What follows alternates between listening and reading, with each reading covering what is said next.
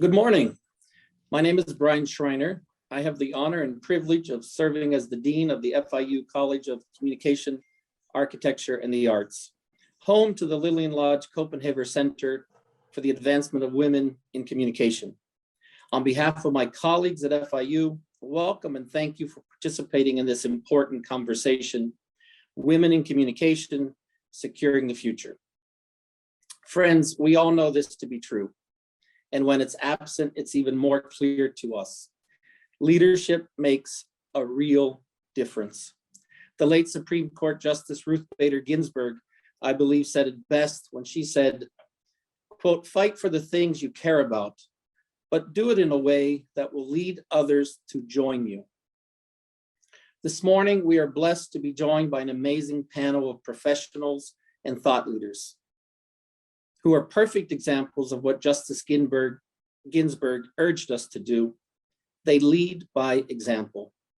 Before we begin this morning's conversations, however, I want to take a moment to recognize and introduce you to my friend and colleague, Dr. Lillian Lodge Copenhagen, Dean Emeritus and Director of the Lillian Lodge Copenhagen Center. Dr. Copenhagen has been an exemplary leader and tireless national advocate of diversity, equity, and inclusion her entire life, setting an example, opening doors, creating opportunities, and literally paving the way for past, present, and future generations of professionals and scholars. Since its inception in 2012, the Copenhagen Center, which in addition to being here at RFIU in Miami, Florida, is now also located on the campuses of Stevens College in Missouri and Rowan University in New Jersey. The Copenhagen Center has been offering leadership training, mentoring programs, and publishing illuminating gender equality research studies, all driven by the center's and Dr. Copenhagen's personal mission to empower success and diversify leadership. Dr. Copenhagen is someone who you might say knows the way, shows the way, and goes the way. Like our panelists, she personifies the wise words of Justice Ginsburg. She does it in a way that will lead others to join her. It's now my pleasure to introduce you to Dr. Lillian Lodge Copenhagen. Thank you, Dean Schreiner, for that wonderful introduction to our conference and those very kind words. Good morning, everyone. It is my pleasure to also welcome you to the 5th National Conference of the Copenhagen Center for the Advancement of Women in Communication, Securing the Future. We have an exciting and enlightening program planned for you this morning. I know that you are aware that women make up more than half the population of the United States. It is therefore very important that communications in this country represent our population equitably, both in the information that is delivered and in those who deliver that information. Only in this way can we protect and defend our democratic society. We have an awesome group of speakers with us today who will share their stories and thoughts about the theme of our conference and how the next generation of communicators can move ahead and be heard. The mission of the Copenhagen Center is to empower both women professionals and academics in all the fields of communication, in order to develop visionaries and leaders who can make a difference in their communities and in their professions. Our conference today will provide us with an opportunity to explore the reality of the role and status of women in communication and chart a pathway to help women realize their potential and become those visionaries and leaders of tomorrow. We are fortunate to have such amazing women agree to share their time and wisdom with us today. We will begin with our keynote speaker, and that will be followed by our Thought Leaders Forum. All our speakers will take questions, and we ask you to put your questions in the chat. Each session will last about an hour, and we should wrap up around noon. I want to give a warm welcome to everyone who has joined us from our satellite centers for the advancement of women in communication at Rowan University and Stevens College. I would like to thank our sponsors for this conference, for without their support, we would not be able to bring you this outstanding event today. Thank you to the Women's Media Center, WPLG Local 10 Miami, Smith Edwards Group in Atlanta, PBS South Florida, and Viacom CBS Television. It is now my pleasure to introduce our keynote speaker this morning, Marian Liu. For the past 2 decades, Liu has worked as a journalist across local, national, and global platforms, from the San Jose Mercury News and the Seattle Times to CNN in Hong Kong, and currently to the Washington Post, where she is the operations editor in charge of managing the digital operations of the Metro News section. Previously, she helped launch a new travel section at the Washington Post. And currently, she also writes for the Post Race and Identity newsletter About Us, explaining and exposing cultural divides. Her career has always been about reflecting the communities she represents: Asian, immigrant, and female. She has covered everything from Korean pop to health disparities across communities, and interviewed everyone from Britney Spears and Mariah Carey to Jet Li and BTS. Throughout her career, Liu has been teaching the next generation. She has served as guest lecturer at various universities, taught courses at San Francisco State University and the University of Hong Kong, and directed a college multimedia program for the Asian American Journalists Association and Unity Journalists. It is my pleasure to present Marian Liu. Thank you so much, Elaine. It is my complete honor to speak to you all today. I wish we could be doing this in person. And I also hope that during my talk, my cat does not go crazy in the background. So here's hoping. Otherwise, I will have to run and dump him into the next room. But thank you so much. So here we go. Will I make it? I still ask myself this question. It was looming over my head as a senior in high school when my English teacher told us we could ask her anything as a way to prepare for our last year. Simply write down the questions, she said. Put it in a hat and she'll answer them anonymously, one by one. When she got to mine, she read it over a few times out loud, confused. What do you mean, will I make it? It, what is it? It to me was anything and everything. At that point, as a senior, it was, will I make it to my dream college? I didn't. Will I find my dream guy? I did, but after decades of trying. And will I be able to establish a career and be a success? I hope so, but I'm still plugging away at this. But what I needed to hear from her was reassurance. Yes, a resounding yes. However you define it, and that is completely up to you, not anyone else. You'll make it, and you've already made it. And so this is my message to you all today. You made it already by showing up, by wanting to do more and be more. And for many of you, like me, you may have already made it beyond anybody in your family. I heard that at FIU, almost 3/4 of the communications and journalism department is female. And like me, you may also be that first woman in your family to establish a career for herself. My great-grandmother had her feet bound, so she couldn't do anything for herself. It's an old Chinese custom, a status symbol and barbaric practice where women's feet were broken and tightly bound into the shape of the moon. Then my grandmother went to charm school in order to learn how to be a better wife. And my mother was supposed to break that tradition. She immigrated to the United States to earn her PhD. When her father was worried about her, he sent my mom money to fly back to Taiwan.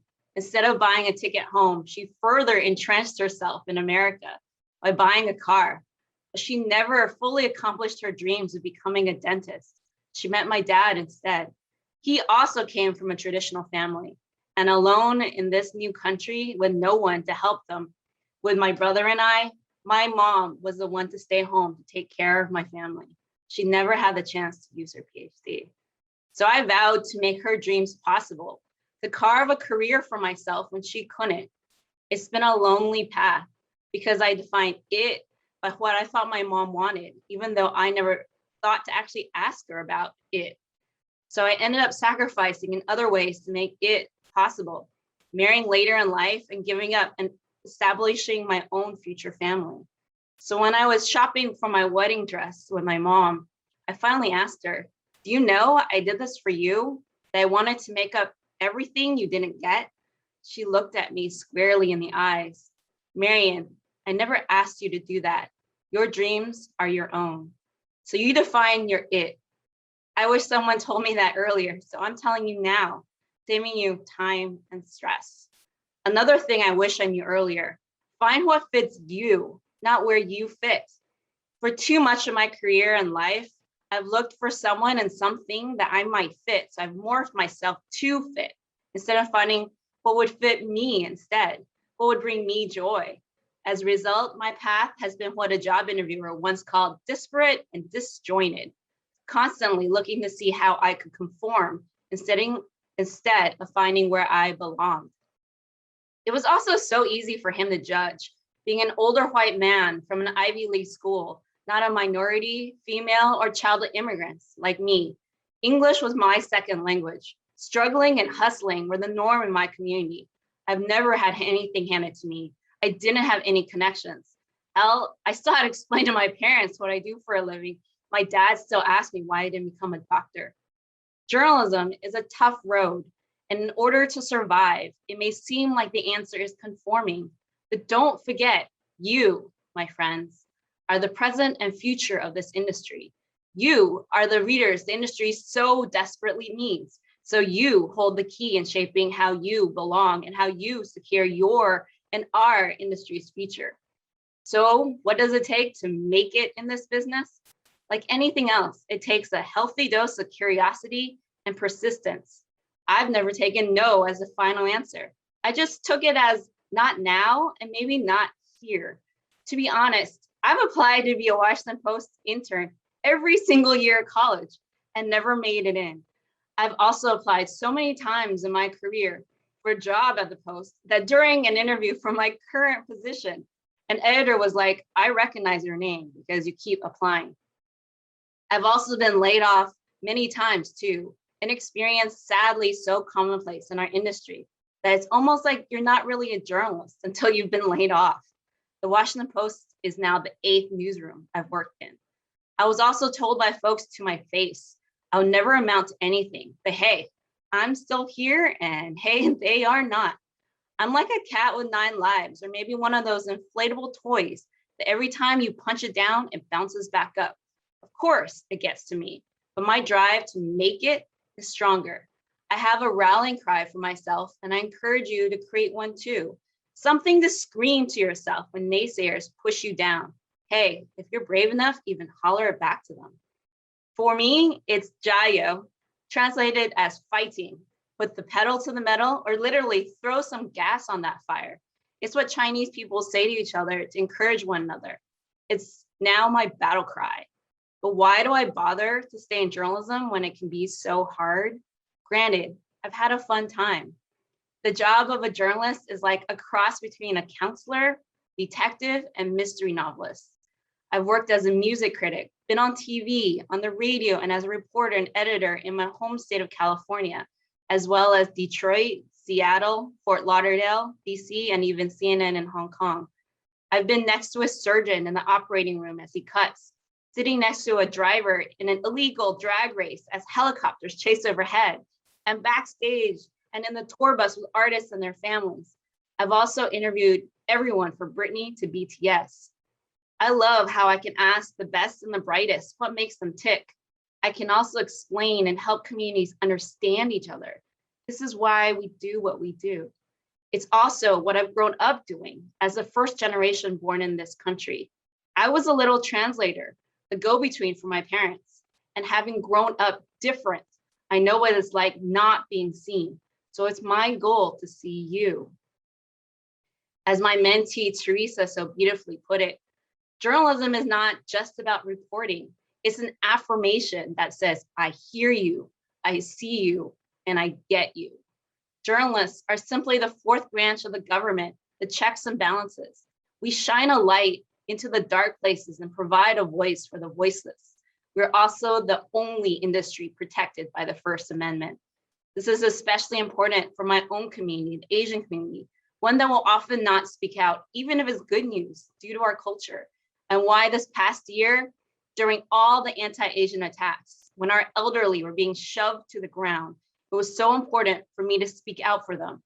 I interviewed not only protesters, but the victims, and we chose to show their scarred faces so readers could stare down the face of hate. So besides loving journalism to my very core, it's my calling. Here's my origin story. I've always wanted to help people and was divided between becoming a doctor and a journalist. What I perceived as a doer and a teller. I have cancer in my family, striking both my paternal grandparents. Their language and culture barriers made everything harder. So I wanted to be a doctor that could understand, easing the suffering others had to go through.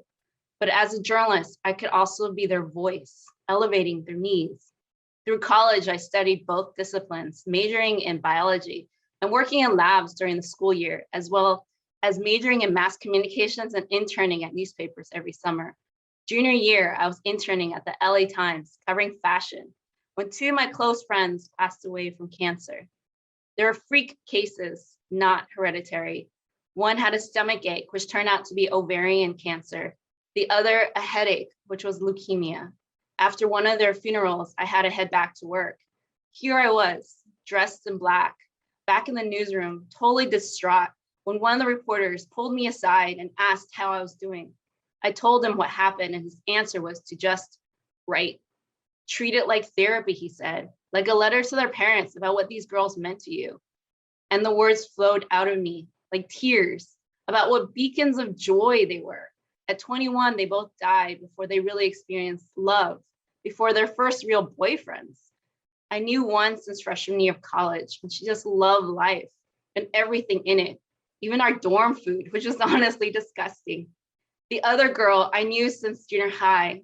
Her casket was lined with stuffed animals, and she was buried with her high school class ring, a ring we chose together and one I still wear in memory of her. I wish I told her that I wanted her to be my bridesmaid at my wedding, but I never had the chance. So I sent this letter to my editor in an email, thinking it would never go anywhere. But immediately she emailed me back saying, "Do you have photos? I want to publish this." And so my letter was published in the LA Times. It's gotten me more response than any other story I've written in my 2 decades as a journalist, from readers who experienced the same thing with their family and friends. And even a month later, a reader wrote to me by hand that he was lining the bottom of his birdcage with a newspaper and spotted my story. It made him cry. And so I realized journalism was my calling. And that reporter who pushed me, well, Michael Quintanilla, you forever changed my life. This is the power of what we do and why I keep pushing on despite everything. As a doctor, you can help people, but it's one-to-one, like handing them the fish. Yet as a journalist, you are teaching them how to fish, reaching a lot more people at once. And yes, like any other industry, it's adding more bells and whistles with ever-evolving platforms. The Post is even looking for TikTok producers. Look it up. We have a very popular account, and I've helped on quite a few of them. There's one where I challenged our TikTok guy, Dave, to dance K-pop. It's all very exciting and ever-changing, but at its very core, like Michael said, it's just about writing. You even have to be a strong writer for social media, because who's going to follow your Instagram if you have lame posts? It's about writing what speaks to you, writing for communities that can't speak for themselves, and most of all, writing from your heart. This is even more important as America is becoming majority minority. For the first time, according to the last census, the percentage of white people dipped below 60, slipping from the last census, which was 63.7% in 2010 to 57.8% in 2020. And the under 18 population is now majority people of color at 52.7%. These figures have caused a considerable backlash. While these population changes are happening, newsrooms across the nation continue to struggle to represent their neighborhoods. Like many businesses during the pandemic, the journalism industry has been forced to cut back staff, shrinking the number of journalists of color covering the crisis. Many worry that as COVID spreads disproportionately across the country, hitting communities of color the hardest, the lack of diversity in newsrooms is reflected in the news they report. For example, in the early days of the outbreak, many news organizations, including the New York Times, published generic photos of Chinatown neighborhoods and masked Asian people with stories of the coronavirus, which critics said fueled racist ideas about who carried the disease. This led to anti-Asian attacks throughout the country. My own home state of California was hit the hardest. And historically, the first thing that is lost during an economic downturn is diversity. According to a 2019 diversity study by the News Leaders Association, people of color represent 21.9% of the salaried workforce among newsrooms surveyed. This included more than 400 organizations. Among management, they only found 18.8% to be people of color. And while journalism departments like FIU and nationwide are increasingly filled with women, even become a majority women, 40.5% of management roles are filled by women. So I challenge you to make those numbers more equitable, to create newsrooms of belonging, because the future of our industry is in your hands, your majority Black and brown hands. And unlike when I started journalism in high school, when the internet was still a shiny new thing, you all have better tools at your disposal. In the past, newspapers just decided we knew what readers wanted and needed. And so sadly, many quickly grew obsolete, prescribing a one-size-fits-all model. But not everybody shops at Walmart. Many of us need to go to that mom and pop shop to buy that one ingredient to make your what your grandmother used to bake. Same goes for the media. You can now drill down to who is reading what, even how old they are, how long they've been reading, and what they've found what to read. This way, you can better figure out how to target and fulfill their needs and your needs. And these analytic jobs are in demand because every industry needs to respond to what their customers want. For too long, newspapers have been overlooking this. And not only has it hurt their bottom line, it's affected coverage. Just look at how missing people are covered. How many Black and brown Gabbies have gone missing without any notice? So don't forget, you are the present and future readers. You are the ones who will dictate not only the direction of the media, but hopefully to create your own media.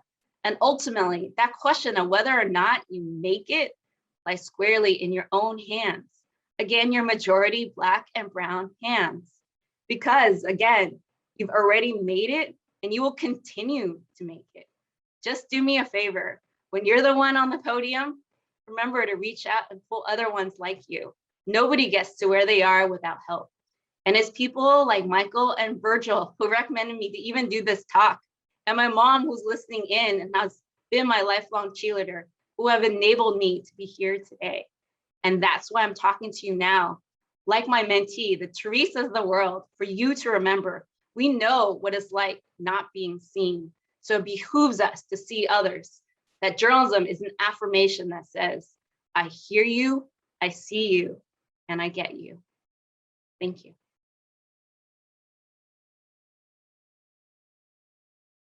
Okay, so I guess I just go right into the questions. Thank you all. So question from Lizzie. I love writing and I'm good at it. How do I know where in the communication business should I focus my efforts? TV, print, social media. So having done, I think all of the above, like any other job, I think it's always best to experiment, try them all, see what you like, what fits you, and you might surprise yourself what you end up liking. You just never know. For example, when early on, because I was a music critic, it lended itself to audio. So I did podcasts and asked, to be on the other side to produce podcasts. As a part of that, I also ended up doing TV work in front and behind the camera. And I think I end up really loving to do podcasts. I mean, I love listening to them, but I just love the mechanics and producing them as well. So I would try them all first and then see which one you like. Oh, and they keep coming. Question 2. I have a passion for women's rights. Where should I start? I want to follow your footsteps. That's really kind of you. Thank you.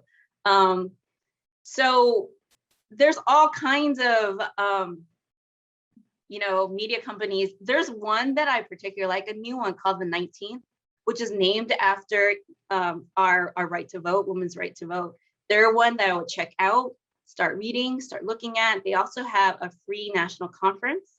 And I would start looking to see if they have anything, if they have any internships. They're a nice one to start at. Oh, and the K-pop popularity article, this is from Ashley, is beautiful and grabs my attention like TikTok. Sweet and simple writing. Thank you so much. We worked 6 months on that. Literally 6 months. It took that long. What is your writing process? What do you do before you begin writing, and what do you do when you finish? So like I said, that project took 6 months.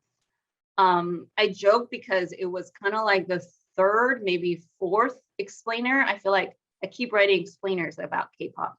When you are writing about a niche community, I think it's very important to think you're not writing at people, you're writing to them, you know, especially since if you're part of that community. So you kind of want to make sure you almost leave like breadcrumbs, like you're educating people who might not know what it is, but you're making sure like that they know that if you're, let fans know that you're not completely, you know, you don't know about this genre.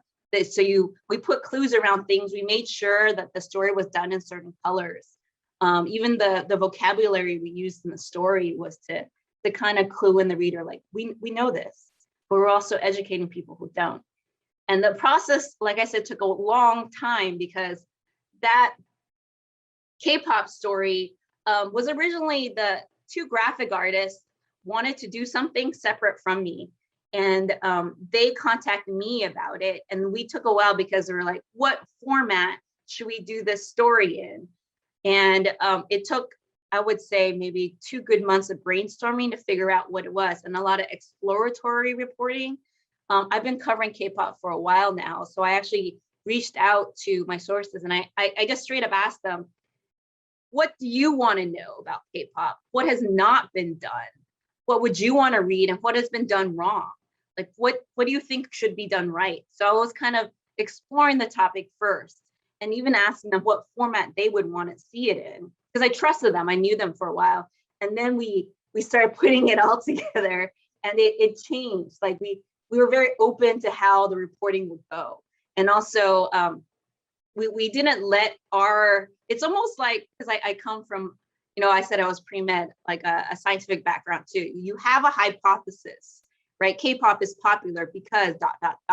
But you don't want your hypothesis to dictate your conclusion with your story. You want your reporting to dictate how your story will develop. You don't want to have these preconceived notions and then just let that drive your story, because then you'll be off. You really have to let what your sources say to let that dictate. So it took us a while, but I was happy to see how it turned out. And it was so funny because BTS kept releasing songs. So we're like, oh no, now we have to redo things. So that made us take a little bit longer too. Question 4 from Antonio. From your position, what is the best approach a PR professional should have? I think it's also the same thing. Don't dictate what a story should be. Also be open. The best PR people that I've worked with actually have been journalists, and because they know what we need and our tight deadlines and how, you know, things might take longer than we think. And so they were just open to the process. And also, it's also hard. This is like a pet peeve when public, and I understand why they do. You just never know what sources would say. But it's also hard, basically, like come out in music journals of when the publicist is sitting on the call and then starts dictating the source what to say. I don't mind if you sit on the call, that's fine. But if you are going to do that, maybe sit with your source first before like dictating the interview, because then I kind of want to hear the raw thoughts of the source. Question 5, how was your interview with BTS? So I interviewed RM before everything started getting quickly like crazy. That was in 2018. And he was very, and I'm sure this is like when things start taking off in the world, not even before the States. This is before, like, you know, all before Butter, before all the you know, they're, you know, overtaking billboards, before VMAs. And they were just starting to take over like all of Asia and internationally. And this was for CNN. And they were, he was really humble and sweet. He also had learned English from watching Friends, which I think might be an experience a lot of us immigrant children have gone through. You learn English by watching TV. So it was very cool to talk to him. Oh, they keep coming. Question 6 from Maria. How do you keep balance between your professional and personal life? This profession can be very demanding. Yes, it is very, very hard. And I don't know if I do a good job. My husband would be like, no, you don't do a good job. I think it's very hard. It helps that my husband's not in the business because he will put up walls and boundaries because I won't. Like in dinner will have my phone on. He's like, no, it's our time. So there's little things I've done too. Like I make sure my Slack notifications only go from 9 to 5 and that's it. I mean, 9 to 6 and that's it. Especially I turned that on, especially just recently too, because during Labor Day weekend, I kept getting pinged and we were, out and it was driving my husband crazy. So you want to have boundaries of your life because you only have one life and work is not the only thing. You want to spend times with the people you love and treasure.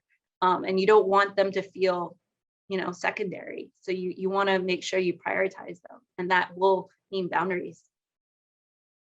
From Adriana, how was your interview with Britney Spears? This was, and this will date me, the height of Britney Spears. I've been to many of her concerts. So it was at the height of her popularity when things were just popping off. It was obviously not recently when she's going through so many, legal battles, but she was great. She was really bubbly in person. She was great to talk to. Of course, did not at that point get any insight of her, what she was going through herself, but that's coming out now. But she was bubbly, nice, sweet. Oh, how do I choose the topics to report? So for me, right now I'm an editor. So most of what I do is editing and producing and things like that. So when I do write, it's more for fun. So at the beginning of the pandemic, of course, everybody was making sourdough bread, which is not an experience that I was doing. I don't really eat sourdough bread. My friends don't really eat bread. Like we were using the time to kind of reconnect to our roots. My friends and me were making things that from our childhood that you couldn't buy. And actually right now I'm in Florida and there's a lot of Chinese desserts that you can't make. So I was literally making boba, I was making egg tarts, and I was doing all these things to reconnect with my friends back in California. And so I connected with a food editor. I was like, not all of us are making sourdough bread. We don't eat sourdough bread. It'd be nice to reflect that diversity. So I wrote about how to make boba. It's actually not too hard. You can Google my story. It's just really sticky. Boba is actually personally very important to me. And that's what I toasted with at my wedding, actually, instead of champagne. So I cover things that I find interesting, that I find fun. 8, I want to champion women's rights. Where do I start as a filmmaker and writer? So what is a wonderful thing that came out of the pandemic, and I guess a blessing that came out of all the frustrating, the racial reckoning that we've been through, is there's been a lot of support and organizations that are trying to uplift, diverse voices. There are actually quite a bit of associations and that are trying to, support blooming filmmakers like yourself. I know that there's like an Asian American filmmakers one. I'm sure there's all kinds. You just need to Google it, and they actually provide money, they provide fellowships, they provide chances, and even guidance on how to write scripts and things.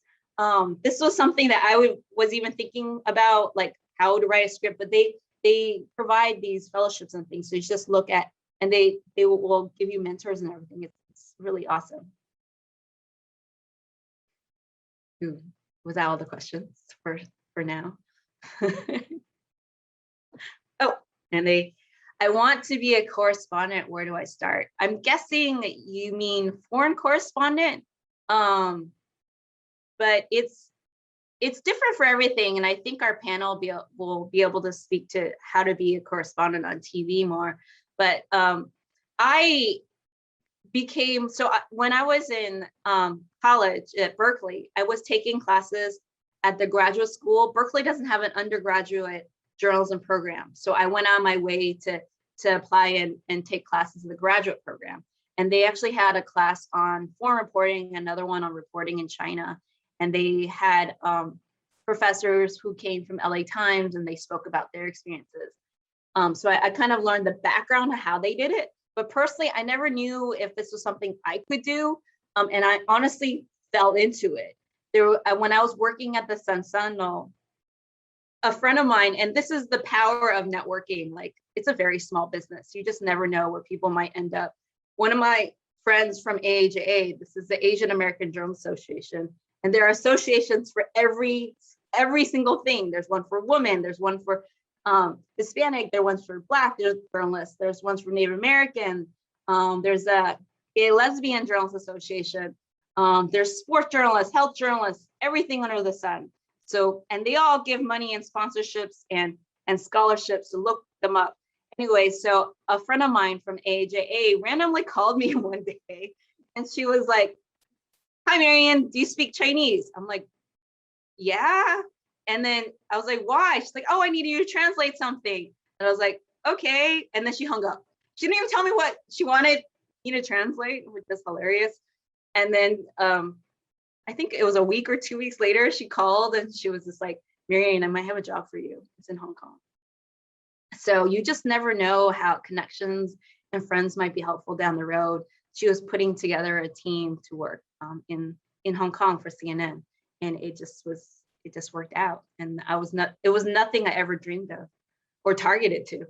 Number 10, what has been your most challenging assignment? I guess this is, I've interviewed all kinds of people. Okay, so I interviewed, he was one of the head, this is really early on when I was an intern at the Oakland Tribune. I'll tell you 2 challenging ones.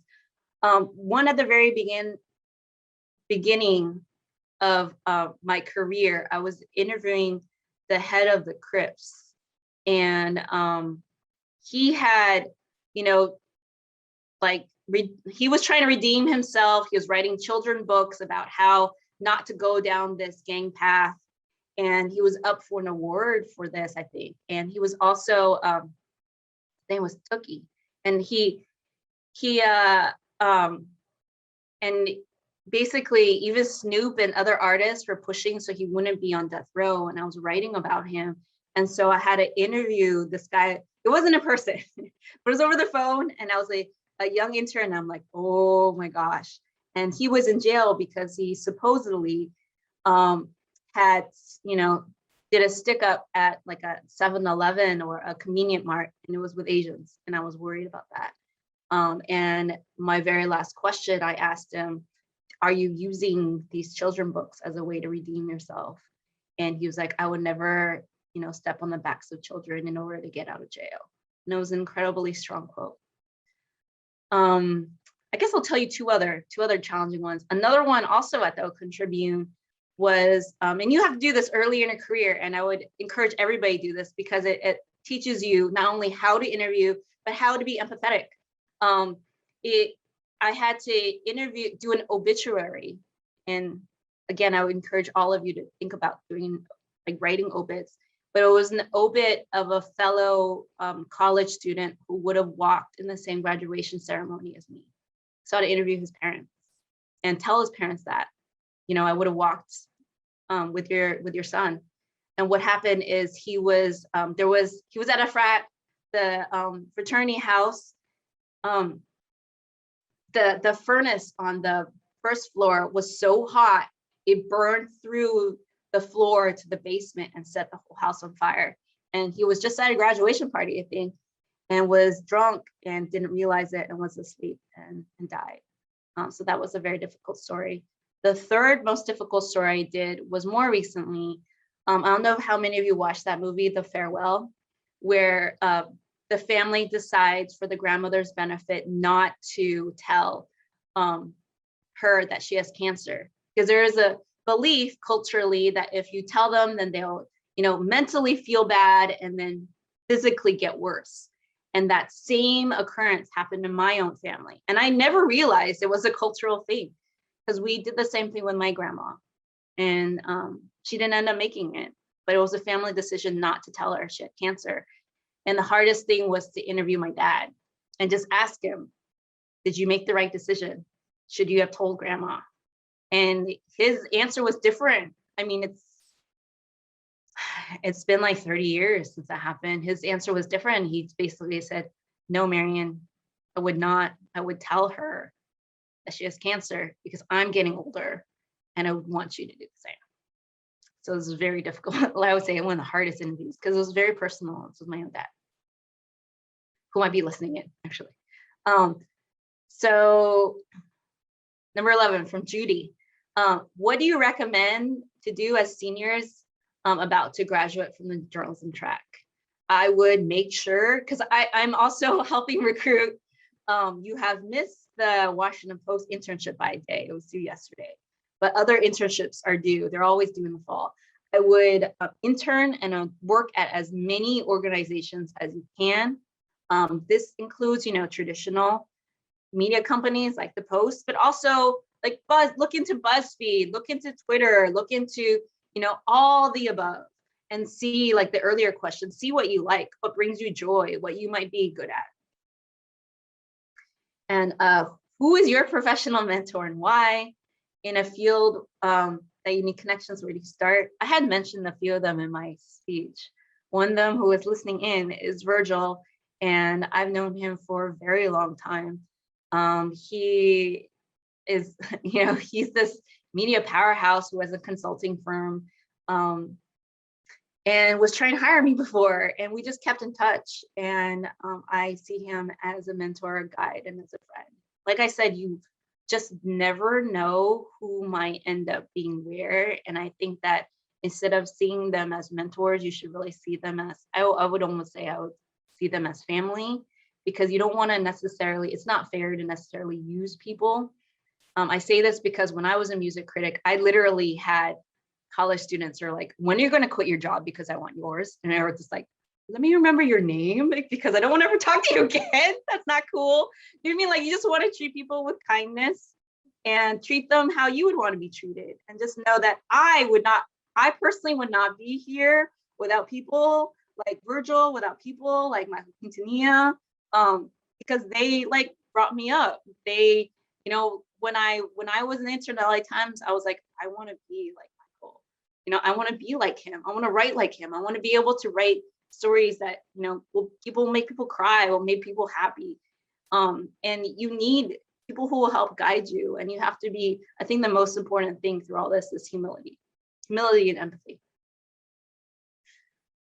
Can you talk a bit about your role at the Washington Post? I like production and making projects happen. So I'm an operations editor. I think when you get on the digital side, all our titles are strange and a little opaque, because when I was at the CNN, my title was senior multi-platform editor. And when you're a multi-platform editor at the Post, it's something completely different. So it's very confusing.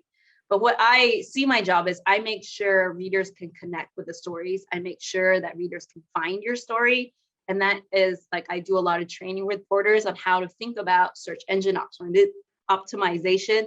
Basically, how can your story surface on Google? How can a reader find your story? And so we work with the headline, we work with the URL, we work with the meta title, things like that.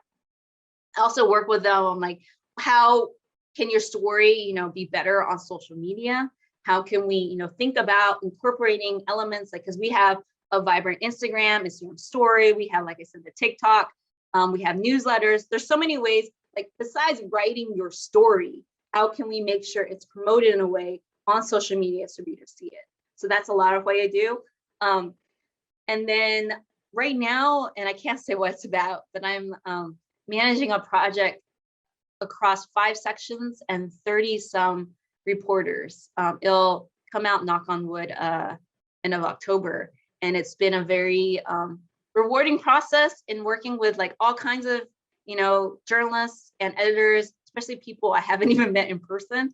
We're doing it all virtually and all over Zoom. So it's been very exciting. Question 15.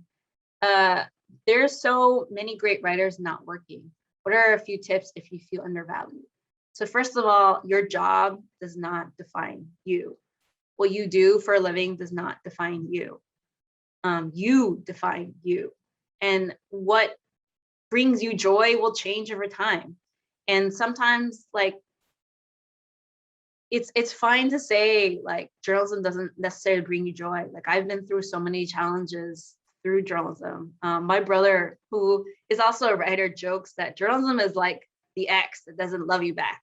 You know, it's a very tough industry. So it's fine if you're, you know, like change. Just remember that if you want to write for yourself. Don't write to get a job or to fit somewhere.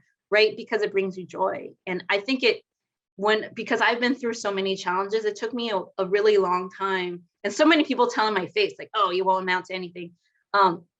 It took me a really long time to reclaim my writing voice. And I wasn't writing until like, I didn't write when I was like that much for a long period until I was back in Hong Kong. And I was writing not because it was part of my job, but writing simply because I wanted to. And then I started pitching ideas, but it wasn't part of my job. Just like writing is not necessarily part of my job now. I'm writing for fun because it brings me joy, because I enjoy, you know, doing it. And it's fun. Like, it's fun writing about boba. So do what makes you happy. From Tina, who would you like to interview that is relevant right now and why?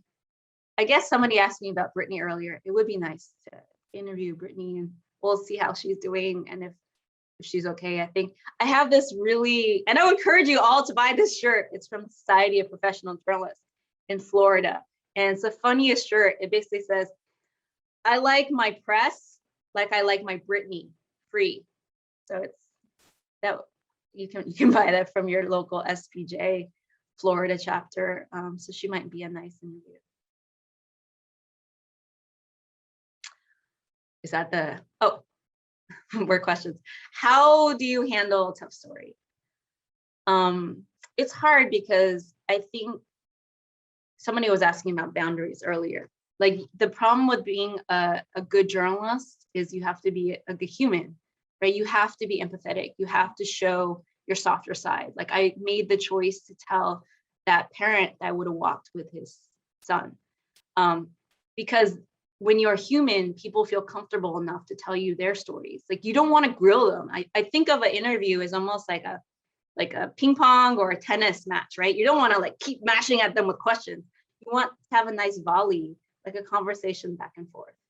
And I almost think of an interview like you're hitting back and forth, and you almost you want a nice rhythm, and you want to make them feel comfortable enough that you do land something harder and they can lobby it back.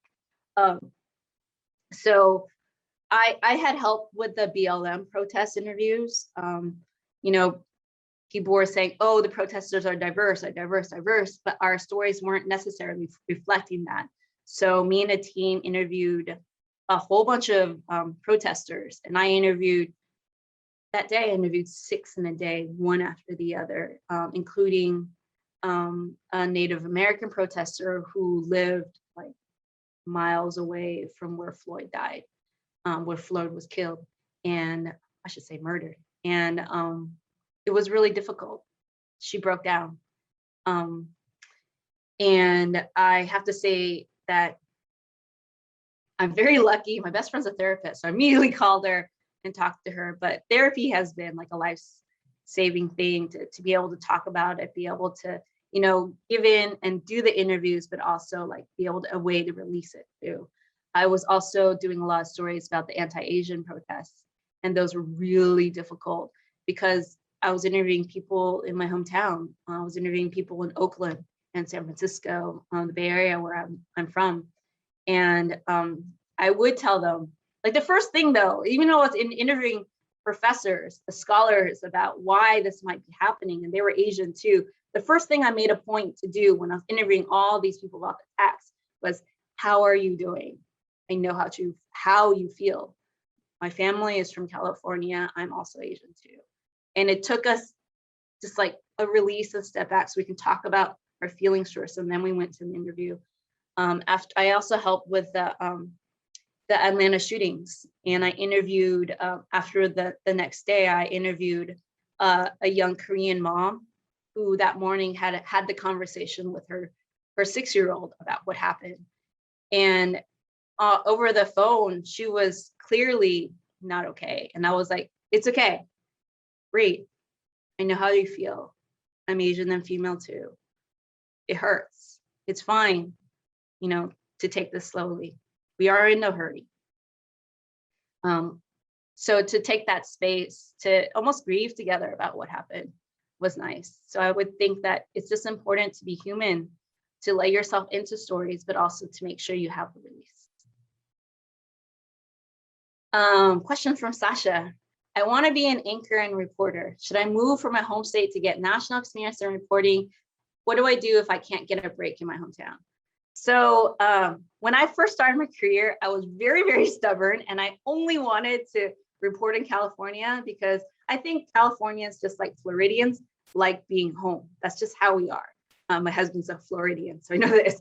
So we just like, this is our home state, right? You don't want to go far. But the thing is, to be a good journalist and to, I guess, also be a good human, you know, you want to be able to experience and meet people from all kinds of backgrounds.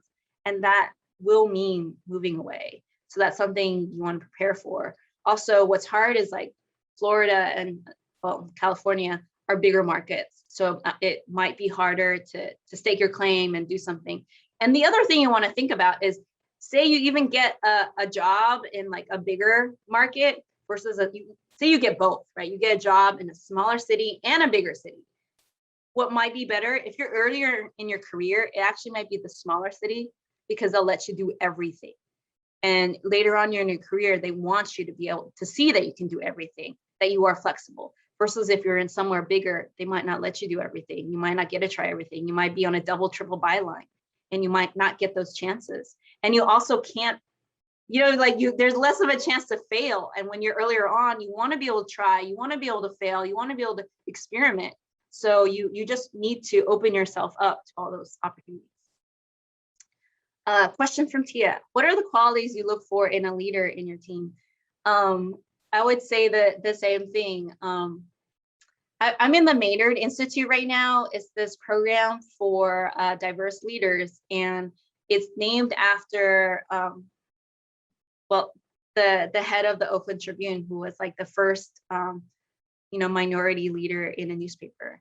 And what they were talking about what qualities, make a good leader, and they put it really well. And it's like moxie, passion, being bold, but and also they also said being generous of spirit, which I would also say is like being human, being open, being flexible, knowing that it's not just your way, but they also had said you're a good leader when you want other people to succeed, when it's not just yourself. Is that all the questions?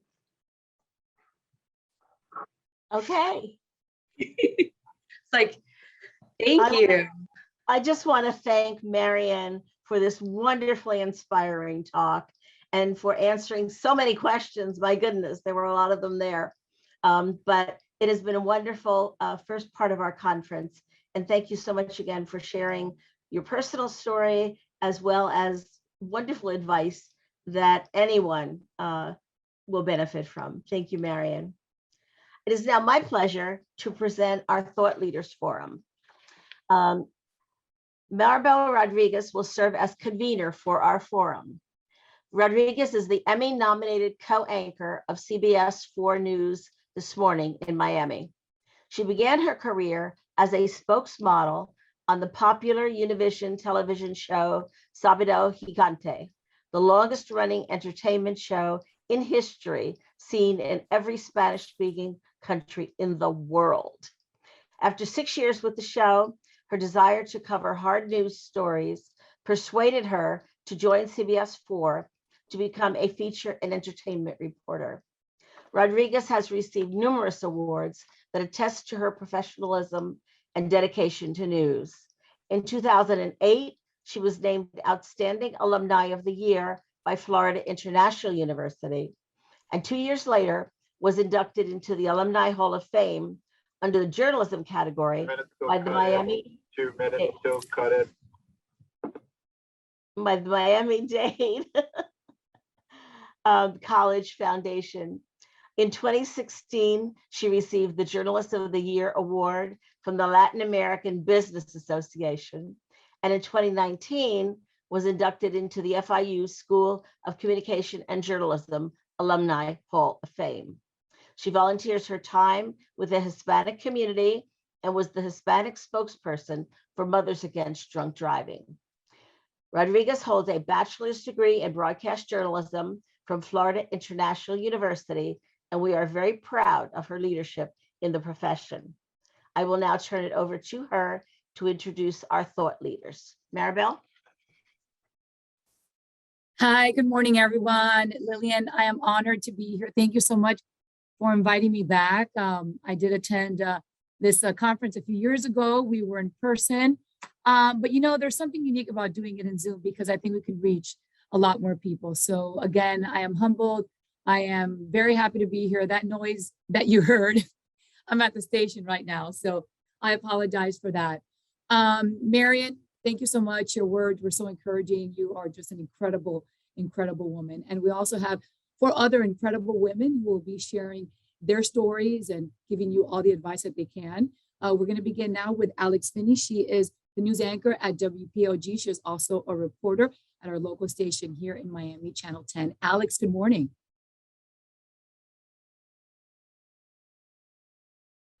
Good morning. Hi. Good morning, everyone. Okay. I'm so excited to be here, and I'm surrounded by a group of esteemed women. So this is truly, truly an honor. Just wanted to introduce myself. My name is Alex Finney. I'm an anchor reporter at Local 10 News here in South Florida, which many know is the ABC affiliate down here.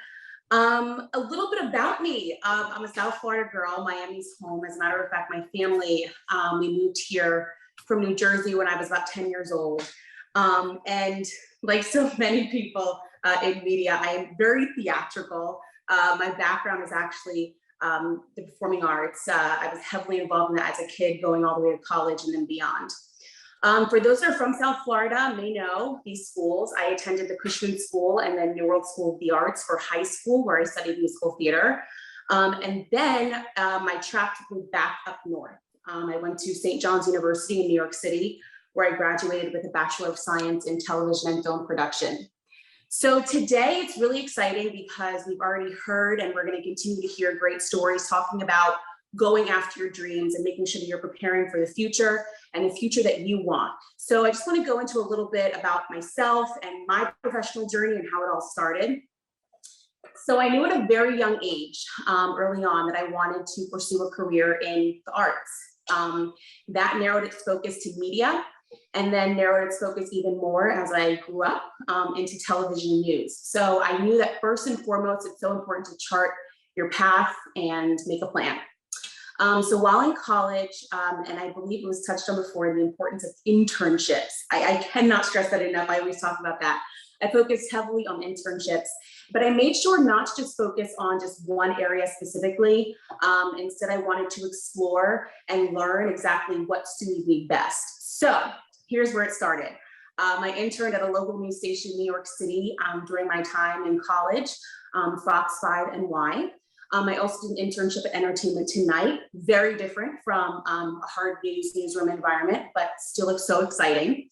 And then I also interned at a talk show, the Wendy Williams Show, for, as a matter of fact, 2 seasons there. And then I did an internship that was very hands-on here in South Florida, Miami-Dade TV.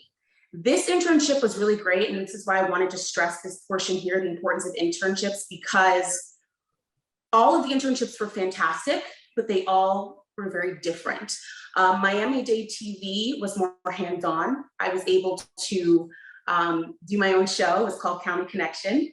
And I was able to write my own scripts, go through the rundown, all that good stuff. So that was a really, really great experience. However, I believe it was my senior year internship at Fox 5 and Y that really helped sharpen my focus and cemented my desire to pursue a career in television news. So after I graduated college, that was my first job, Fox 5, as a newsroom trainee. I was there for about 9 to 10 months. And the hard work in terms of the dream and making that a reality began. So I worked as an assignment desk. I worked on the assignment desk. I answered phones. I wrote scripts. I ran them up to the anchors during the EV newscasts. And then the fun part also, it was all really great, but the part where I got to explore a little bit about myself and where I could see myself in this field was the times that I would go in on my off time. And that's when I would actually shadow reporters and photojournalists out in the field. I had the opportunity to pick their brains and learn so much about what it takes to be a true, dedicated, and hardworking journalist. So from there, like most people do that choose to go into this field in the electrifying world of TV news, I created a reel. And I sent my reel off up to 75, 100 TV stations around the country, and I got no bites. But that was okay because I did, and my boss this day, Bill Johnson, I thank him so much because he gave me this opportunity. My first on-camera job led me 20 minutes north of Philadelphia in a town called Levittown, where I worked as a video reporter for a local paper there called the Bucks County Courier-Times. I was there for about a year, and then that led me to my first on-air gig at Way 31 First News in Huntsville, Alabama. I was there for about a year. And then I went off to CBS 42 in Birmingham, Alabama, where I started as a morning show reporter, worked my way up to being a morning show anchor, weekend morning show anchor. And I was there for about 3 years.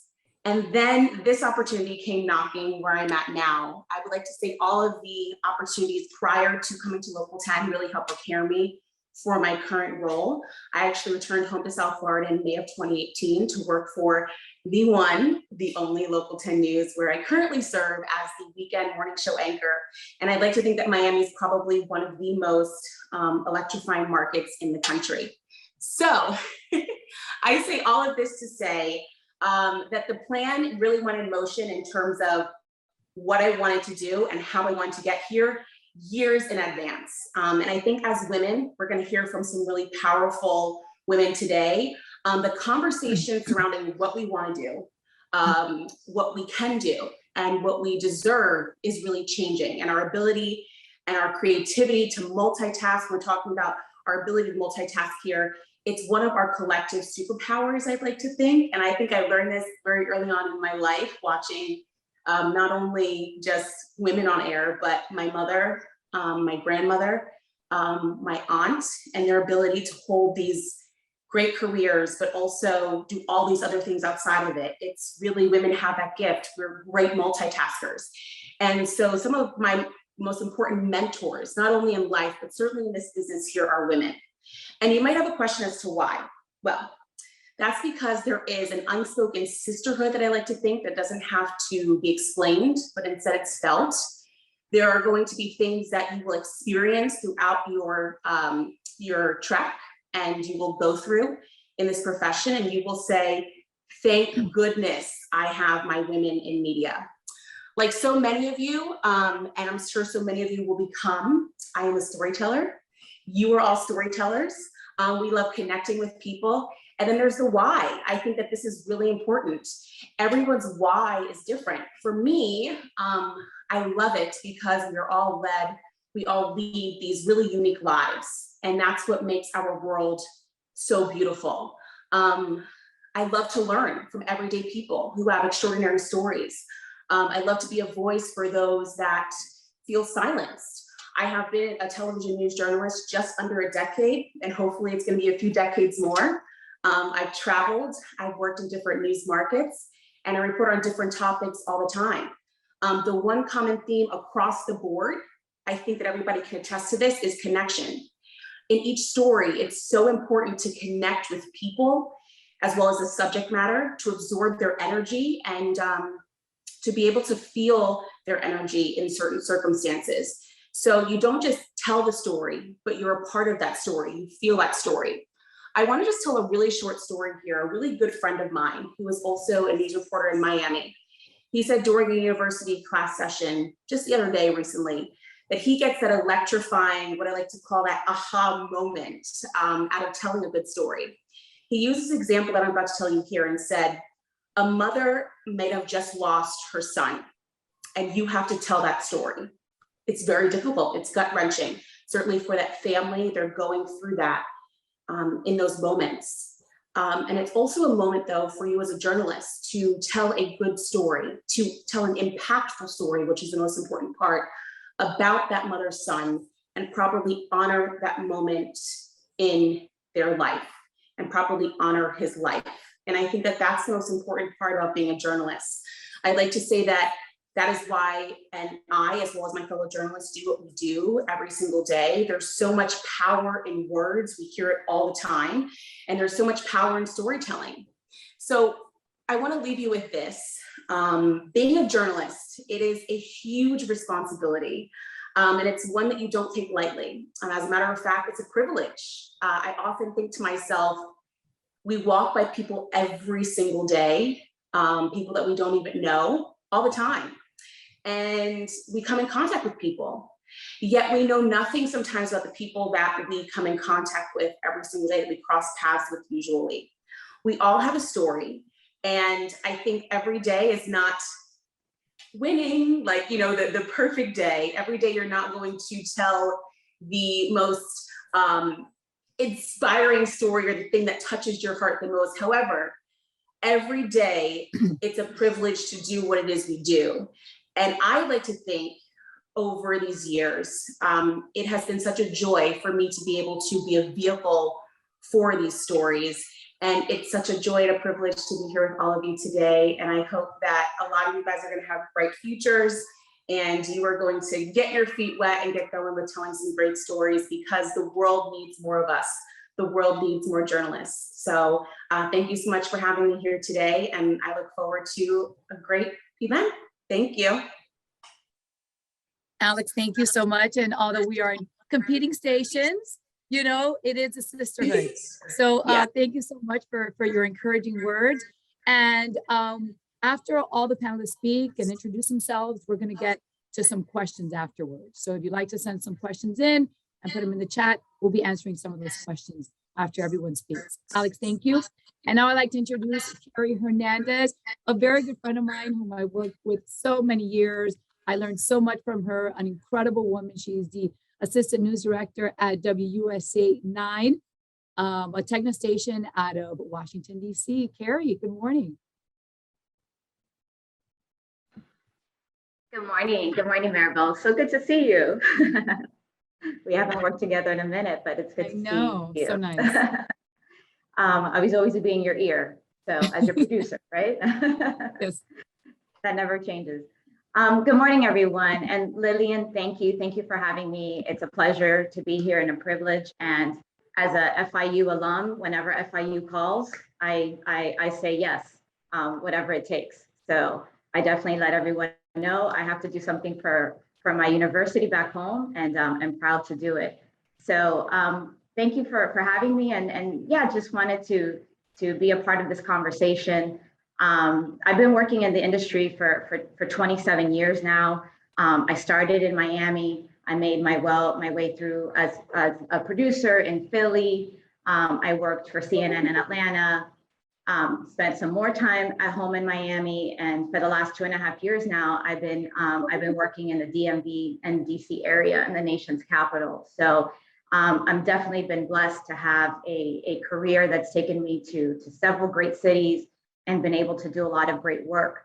You know, early on in my career, when I started, I thought that I wanted to be in front of the camera, and I started to pursue that. But early on, I figured out, probably easily about 3 years in, that a lot of the decisions that are being made were at the editorial table and were being made by the producers and managers. And I felt like as a woman, as a Black woman, as a Latina woman, I wanted my voice to be at that table. I wanted to be part of making those decisions. And that was very, very important to me, because I saw some of the stories that we were covering and how we were covering, and I wanted to be part of how we do them. So that has been basically the trajectory of my career. I started as a writer, worked my way to line producer. I've worked every shift. I've done all the shows, then became an executive producer, worked in special projects investigation. That's what the last job I had in Miami at CBS 4 with Maribel. So I ran our investigative unit. And then now here in DC, I'm the assistant news director. So been very privileged to been able to do that. So when we talk about securing our future and what we do as women in communication, here in communications, three terms come to mind for me, key things that I think that we could do to secure our communication. The three things for me are courage, connection, and power and influence. So I'll start with courage. When I talk about courage and when I think about it, I always think about the women that came before us. And I have a great amount of respect, and I bow down to the women who had to really work through these male-dominated fields when they just to do their job, they were disrespected, they were humiliated, all because they wanted to tell stories. I think of the women most recently who had the courage to stand up to some of the biggest giants in this game and call them out and put them out there for the way that they were treated at work. Again, all because they wanted to learn the ropes to this business and they had to be put through some really horrible situations. And when I remember that, it gives me the fuel that I need to move forward and to help and pull up the women that are coming up behind me and that are working with me. Nothing ever that serious happened to me, but there were moments that questionable things happened. And I think that early on in my career, I didn't necessarily know how to navigate them, didn't feel comfortable enough to know what to do and say. But I think that I feel confident that the landscape has changed. Enough of us have spoken up and said enough. We are going to be respected in the workplace. We don't have to settle for, who we are or act a certain way to do what we have to do. And I didn't necessarily have that voice or feel that confident when people would try me when I was younger. But now I feel super confident, and now I'm like a lion. I am like a bear, and I definitely work to protect, everyone in the workplace and make sure that everyone feels comfortable to speak up. And I think that that's my duty. It's my responsibility. So, and I think we all have that duty, because if we all do it, no matter what workspace we're in, and we continue to have courage and call things out, again, our future can only be better for us in this industry. And not only inside the office space, but in the field, things are very difficult. And I respect, I always worry about what happens to, our reporters in the field, especially when they're dealing with sources and other people that are not necessarily in our industry, but that they have to interact with to get those stories. We have to be fierce about protecting them as well. Then there's connection, right? This is important to me as well, and I try to practice it as much as I can, and I always have. No matter how far up the ladder I go, I feel even a bigger responsibility to dedicate my time to helping pull up other young women around me. It's funny, last year I was surprised, right before the pandemic, I was here, I'm here in DC, and I got an invitation to brunch from a young woman that I used to intern with me at CNN. And, I didn't think anything of it. We happened to be in the same city. She reached out to me on Facebook and we went to brunch. And then throughout the brunch, she shared with me, she's in the business now, and she shared with me that she found it overwhelming that so many people were reaching out to her and saying, help me, give me advice, mentor me and whatnot. And she was, she was overwhelmed by it. And she said that she thought of me and that she remembered how I was turned around and helped her and got her the internship, and I barely knew her. And she wanted to, and then she ended up paying for brunch, which I didn't expect, but she wanted to take a moment to thank me for taking the time out to give her first internship. And I'm super, super proud of her because I was actually at her campus, at her university campus. I was working on a production project with one of our main anchors. And she literally just came up to me and she asked me and said, hey, this is what I want to do. I'm looking to get an internship. And I worked with her. I didn't think anything of it. And, because of that internship, she was able to put her reel together. She went in and got a job. And now she's successfully been in this business now for 10 years. She's a well-regarded anchor. She's doing well. I watch her now and I'm super, super proud of her. And look, I had a very little bit to do with that. Like, I don't credit myself for her career. I just helped get her in the door. And she did all the work and she grinded and worked really, really hard. But when I talk about connection and when I think about connection, I think that, again, that's how we secure ourselves. We all have a responsibility to connect with each other and to help each other and to pull each other up. And then finally, there's power and influence. I am humble, but I'm confident about the power I have as a senior leader. And not only to, again, empower my employees that are around me, but also when it's time to tell stories of people in our community. You know, that's when I bring my whole self to work.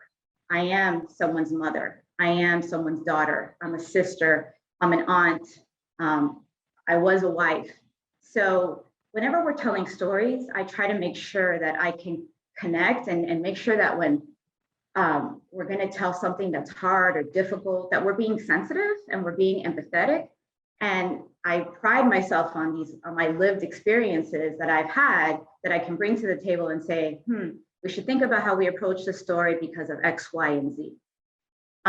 So again, for us to, make sure that we recognize the power and the influence that we have in media and make sure that we are using it in a good way, like Marian said, by being good humans, there's no reason for us not to continue to be successful in this field and for us not to have a beautiful future.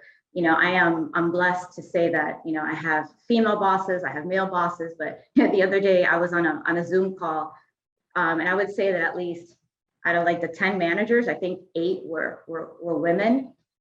So I think the future's bright. I think we're doing really, really well.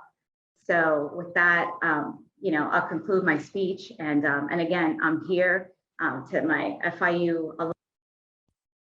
I'm not great about getting back right away, but I usually get back when I can, and I'm happy to help where I can, as long as you're willing to hear the raw feedback. Thank you.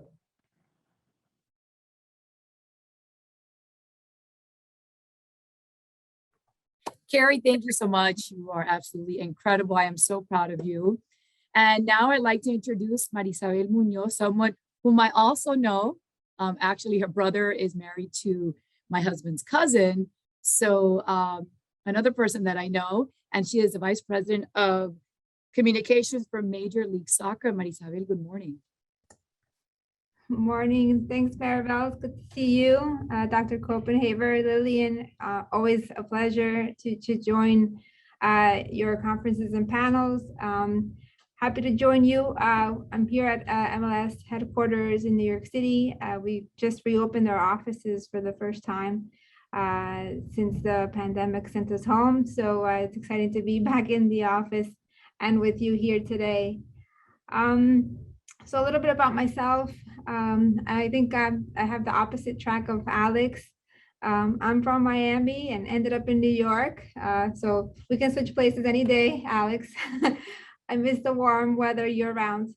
But I'm very fortunate and I love what I do. And that's part of why that's the main reason why I love being in New York City.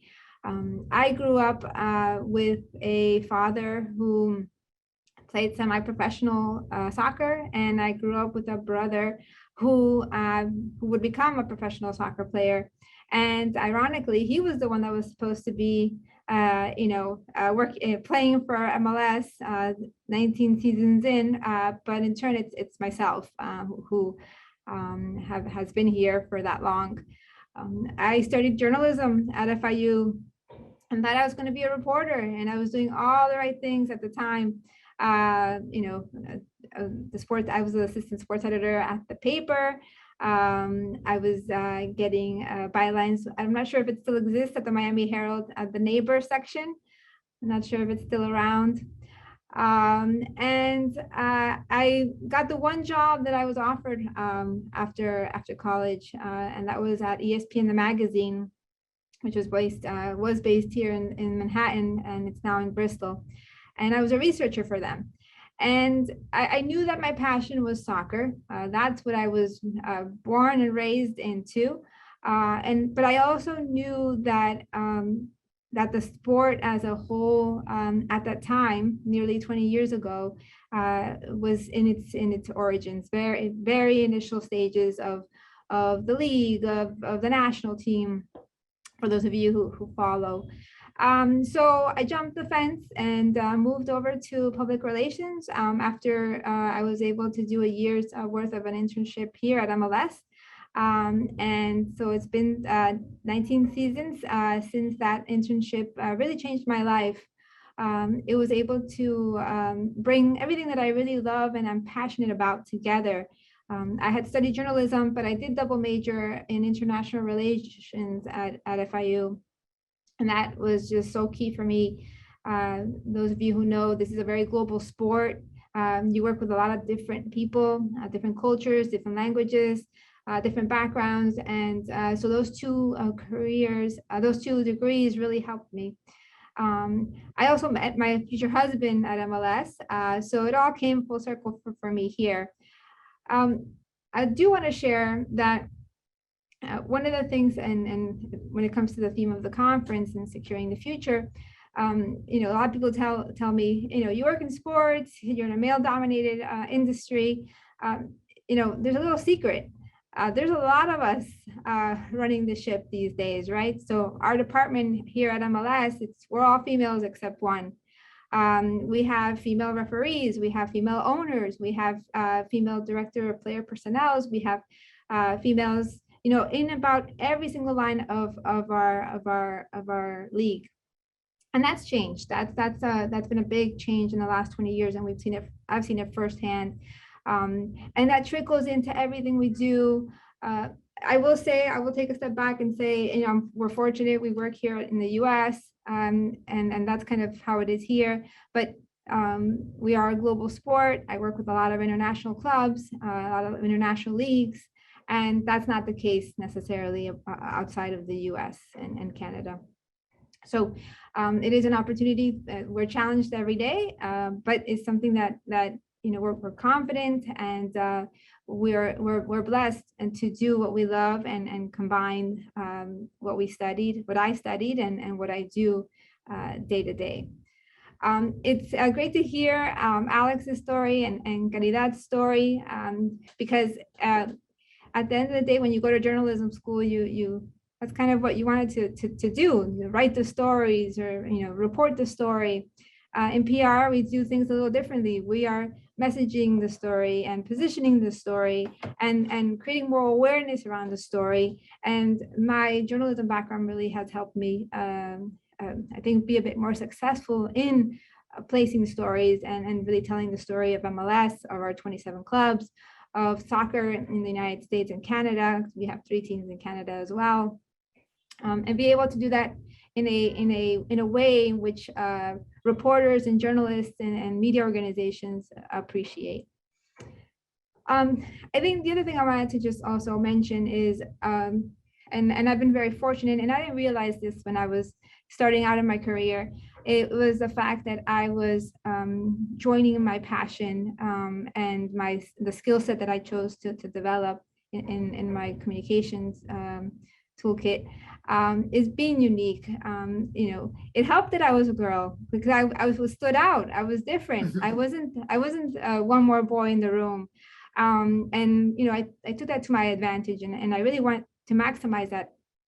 But it worked because I knew my stuff. You know, I knew my soccer. I knew, you know, how a midfielder needs to play, or I knew about the coach and the coaching decision. I knew about, you know, why that referee gave that card when he did, and be able to speak about it passionately and knowing the topic, right? So being unique, standing out is a good thing nowadays. And if you're fortunate to find your passions and find them, you know, earlier, like everybody else has said here, I will 100% agree. Internships, experience, as many as you can do to help you find that 1 or 2 or 5 things that you want to do is so important in this moment in your careers. I think with that, I will just say thank you again for having me, and happy to answer any questions. All right, Marisabel, thank you so much for your words. And now I'd like to introduce Rosa Flores. She is a correspondent with CNN. Don't have the pleasure of meeting you personally, but I do feel like I know you as well. Rosa, good morning. Hi, good morning. And I used to be based in Miami, so I remember watching you in the morning. Thank you. Yes, I'm so humbled by this invitation and so happy to be able to share my story. And I'm really happy to answer questions at the end. Again, I'm a CNN correspondent. I'm based in Houston right now, but I used to be based in New York, in Chicago, in Miami, and now in Houston. I've moved many, many, many times. And what I do is I go in the field. I am the field correspondent that goes to corners of this country and other countries to bring the stories of real people to our viewers. And that is so important to me. And I think that it's at the core of why I love journalism, because I don't cover the policy. I cover how policy impacts real people. So I wanted to actually go back in time during my section of this conference, because I was inspired by the theme of the conference. It's securing your future. So how do you do that? I think that's at the core, the question that we all have when we're in school, when we're in college, when we're trying to figure out what to do. And so that got me to thinking of, how did I do it? And I call it the yellow bus theory. It is my yellow bus theory. And here's why. So I grew up on the border with the US and Mexico, on the American side, but I was born in Mexico. I grew up on a street that was not paved, it was a dirt road. I remember standing in line for government cheese when I was a kid. So how does a person go from that to working at CNN, to covering news across this country and across multiple countries in Latin America and Europe? How do you secure your future? And for me, it's been this yellow bus theory. And I don't want to give the impression that this is a rags to riches story, because it's really not. It's a story about hard work. It really is all hard work. And so I want to tell you a story about when I was 3 years old. So when I was 3, I did not know how to speak English, but I knew that my siblings could speak English because they could understand the cartoons in English that I couldn't understand. And it drove me crazy. And so I asked my mom if I could go to school with them, because I knew that the only thing we did differently was they went on a yellow bus every morning and came back with books and backpacks, and they could do something that I couldn't do, and that was speak English. They understood the English language. And my mom laughed, and everybody in my family laughed, and they're like, "Oh, estás muy chiquita, you're too young to go to school. You should just enjoy, you should just play." And I was dead set on learning how to speak English. So I didn't listen to my parents. And what I used to do is I would grab old books that my father had, which were in Spanish. So it defeated the purpose of me trying to learn English, but it was the only thing I could find at home. I would grab these old books and I would rush into the school bus. And every single day, the school bus driver would scream at my mom and have her get me off the bus. And I would cry, but then I would come back and I would plot my next plan. Okay, what do I need to do today? Maybe I need to put the books in a suitcase. So I'd find this little small suitcase, because I didn't have a backpack, a little small suitcase that my parents had. I'd put books in there, and then I'd run again and I'd get on the bus. And again, I was asked to get off the bus, and I'd get sad. And then I'd plot my next plan. The next day, I thought maybe I just need the element of surprise. So I'd hide behind like bushes or a ditch or something, and then rush to the bus again. And then it was the same thing over and over. Eventually, my mom gave up. She figured out that I was not going to give up on going to school and learning how to speak English.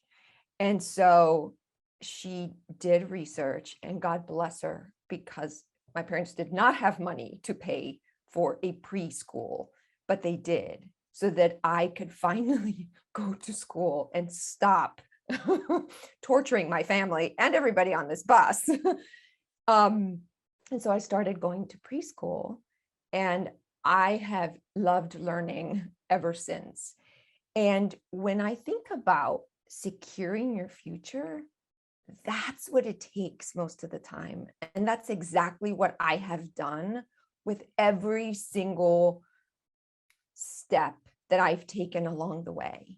So my parents didn't grow up in the United States. So I had to figure out how to go to college, how to go through that process, how to get internships, how to get my first job.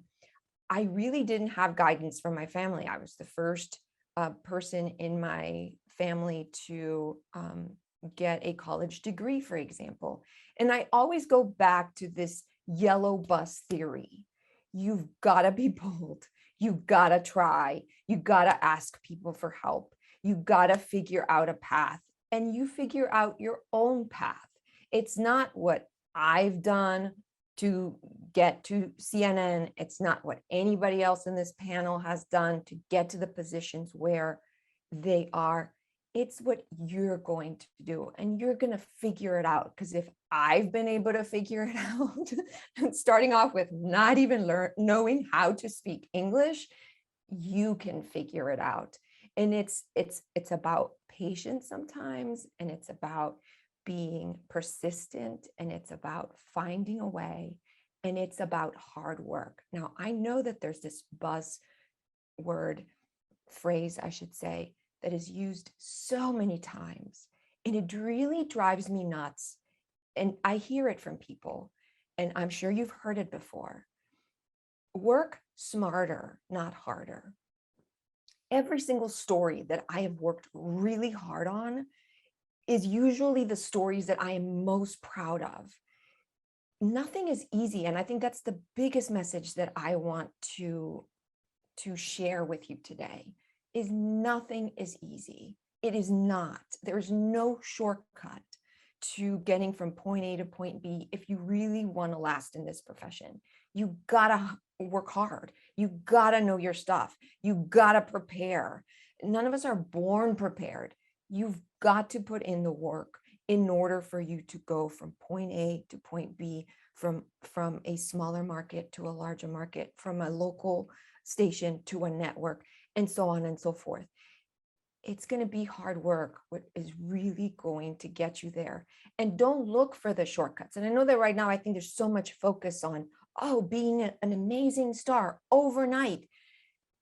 And then that star fades because there's nothing behind that.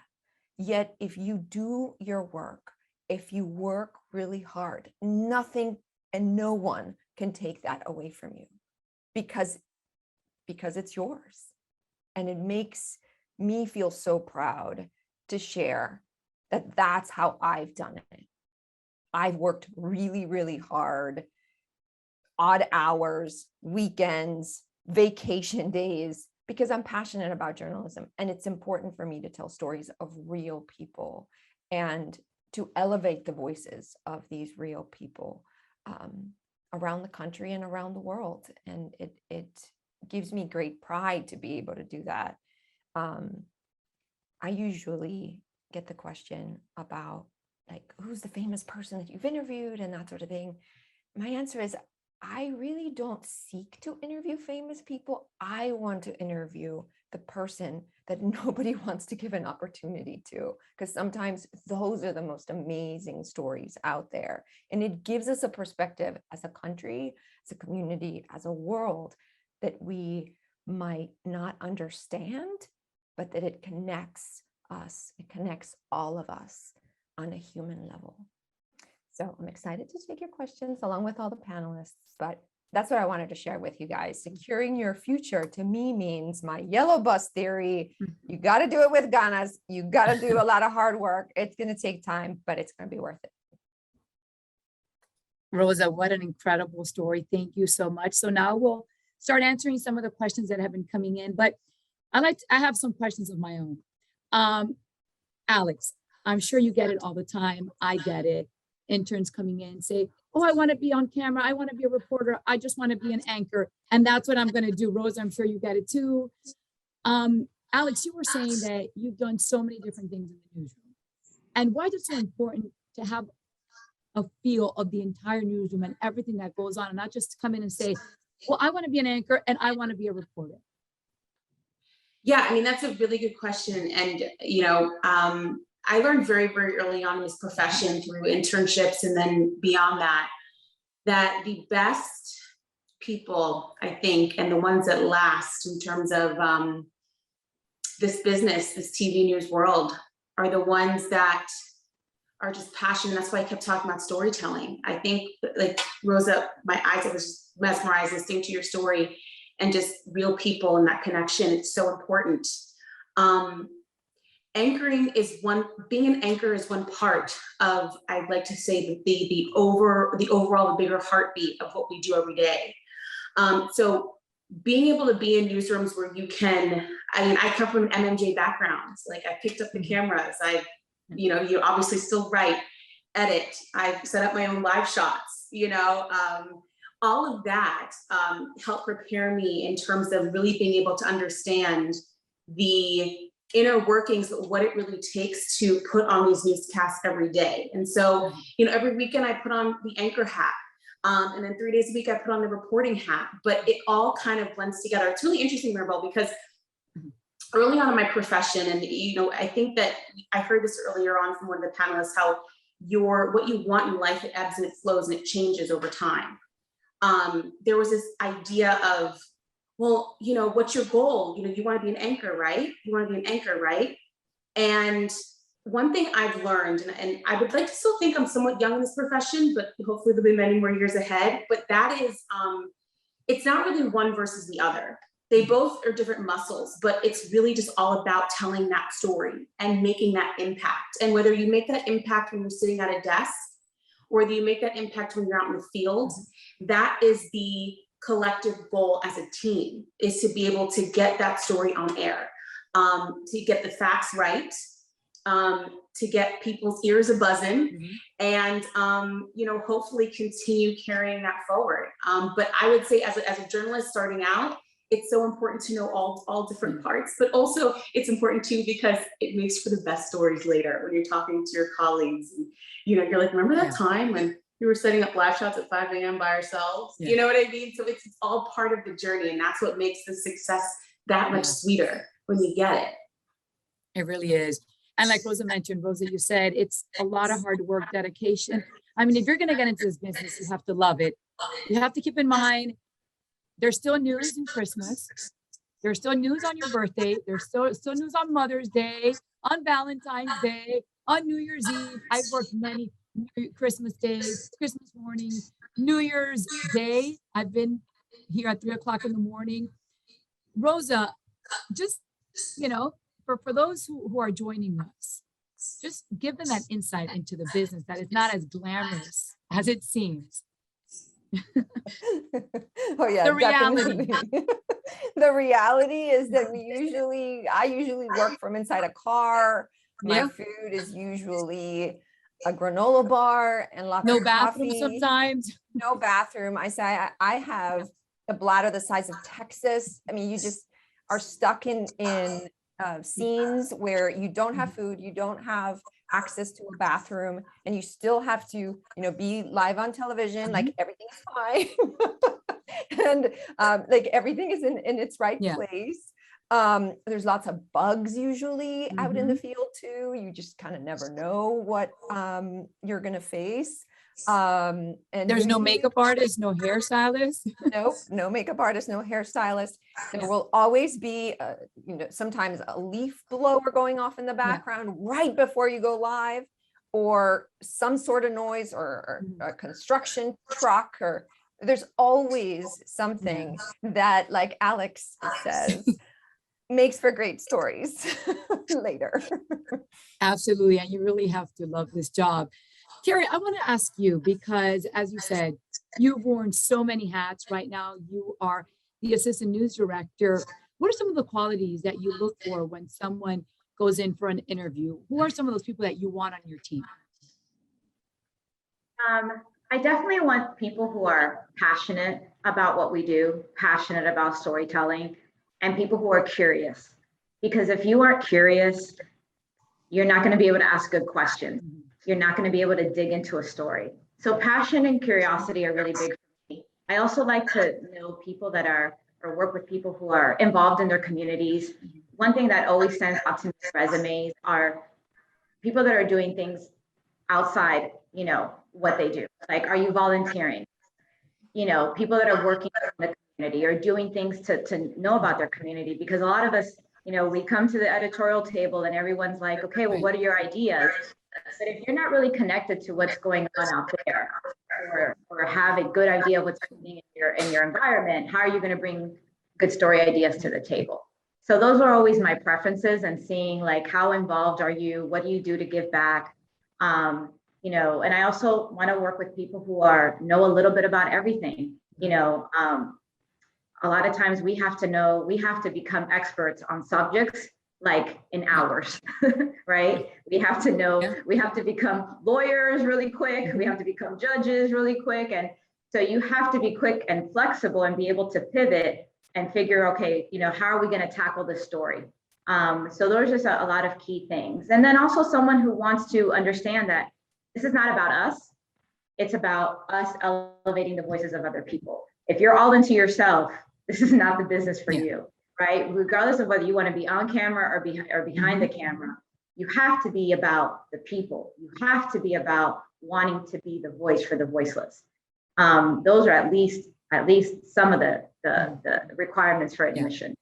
And what advice can you give for those who really want to stick out of the bunch, and their resume, maybe their demo tape? What can they do to really stick out from the rest? What can they do? I like to see, folks that have definitely, done the work. Your proof of work, your proof of performance is, shows me where, what you've done on your reel shows me the kind of work that you've done. That for me is key. Your reel, the work that you've done, your writing. I know a lot of people say, oh, well, people only watch the first 30 seconds. I don't. I watch the entire reel because I want to see how you write. I want to, when you put your packages on, I want to see how you weave a story, what your stand-ups look like, what was your approach to telling the stories. There's a lot that I can tell about a person, about how they write and tell a story as well, and how they present and how they do stand-ups. It's not just doing a stand-up for the sake of doing one, but is it really going to help the viewer connect with the story? So those are some key things of what I look for. Yeah, that's so important. And Marisabel, I was curious with you.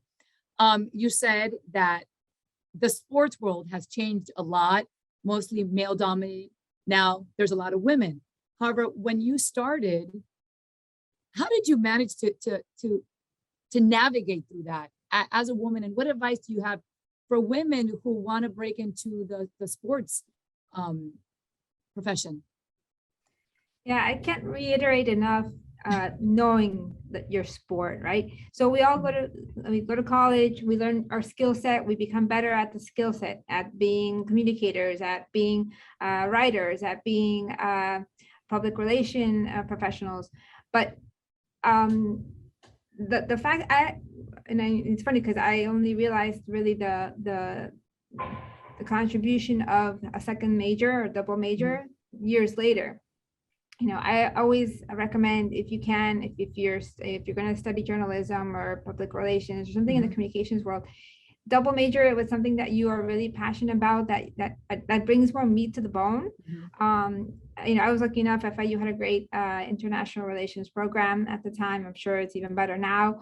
And I ended up doing my thesis on how soccer and affected society. At the time, there was a lot of hooliganism and stadium safety issues when I graduated from college. So that was what I ended up doing my international relations paper on. But it was always about, how can I know more about the sport, in my case, soccer. Right. Everything from within the white lines to outside the white lines. So nobody, and I think one of the panelists said it before, nobody can take that away from you. And if you can sit at a table, and yes, you can recommend that we should place the story with the New York Times and with the CNN, but you can't, explain why the fans are going to care or why it's good for the league. Then you lose your credibility. So it's knowing the content through and through. Absolutely. Yeah, knowledge is definitely power. But do you feel that you had to prove yourself more because you are a woman? It's interesting because I was, sometimes you have to be at the right place at the right time. Right. And I know we can't always control that. Sometimes we get lucky, and it's about being ready when that lucky moment strikes. At the time, there was someone else who was leading the communications team. I oversee the U.S. Hispanic and international media outreach for MLS, and I have counterparts to do the same for U.S. domestic and for the corporate communications. And at the time, there was the transition. So I was given an opportunity. I was very young. I was starting out in my career. And I would many times, try not to appear too young or never talked about my age. Because you always just wanted your work to speak for you. So I worked double hard. Just like everybody else here, if you're not passionate about sports, do not even get close to sports because you guys talk about no makeup artists, no food, no bathrooms. Here we have games at night, games on the weekend, games on holidays. So you work your normal, shift during the day, but you're gonna head into a night shift as well. So I was willing to take all that on. Being the fact that I was bilingual gave me yet another leg up on this because at the time MLS was looking to see how we could, reach out to our Spanish-speaking fans and how we can grow our fan base, not just here in the US, but abroad. And so I was doing things in English and in Spanish. And, I think maybe some people would say, oh, that's too much. But I did it. Again, to what everybody else was saying before, work hard, take things on that maybe others didn't want to. And I think at the time, Maribel, to your question, that all helped me be able to continue my career growth and get to where I am now. Oh, that's wonderful. We have a question now from Erica. She asks, what changes do you see coming in media of the future? And she'd like to hear from each of the speakers. Rosa, you'd like to start? Sure. I think there's so many platforms that we see every single day almost. And we always feel like, oh goodness, this is another platform that we have to feed. I know that that's the case for me. There's just so many different, both networks and platforms that we feed, which I think will continue. And it's part of the evolution of media. But I want to go back to the foundation of it, because I think that's what's so important to keep in mind. It doesn't matter what medium it is. The ethics of journalism, what we learn at J School, should always be the foundation of whatever we publish, whether it's a tweet, whether it's on TikTok, whether it's on Instagram. Always keep that in mind, because I think the one thing that we can't forget as journalists, or at least that's what I live by, is all you have is your name. It doesn't matter if it's a tweet. It doesn't matter if it's a story. It doesn't matter if it's a full-blown investigation. That's all you have at the end of the day. Your last story, whatever you published last. So it doesn't matter the platform. Always remember, go back to the foundation of what we learned, follow that, and you'll be good regardless of the platform. Alex? Yeah, so I want to just really echo a lot of what Rosa was saying. I mean, I really think the first thing that came to mind for me was just the platforms that we have now to be able to disseminate information and storytell. Kind of going back to what I was saying in the beginning there about a little bit about myself. I remember when I sent my resume reel out and I got no bites from stations, like I was like, what? Like nothing at all. I mean, like all the stuff stuff I've done in college and whatnot.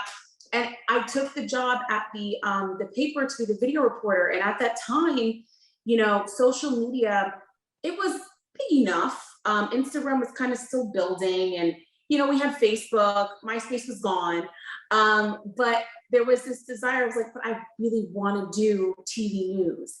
And I say that because I fast forward. That was in 2012, 2013. I fast forward to where we are now in 2021, and the best thing really, and this is where they just say like timing is everything. You just never know, why things happen in the order it does. The best thing that really could have happened to me in the beginning of my career was taking that job to work at the newspaper to do this video reporting online. Because at that time I was like, online, what? Like, it's TV, like that's where I want to be. I want to be on TV, talking news and to turn on the TV.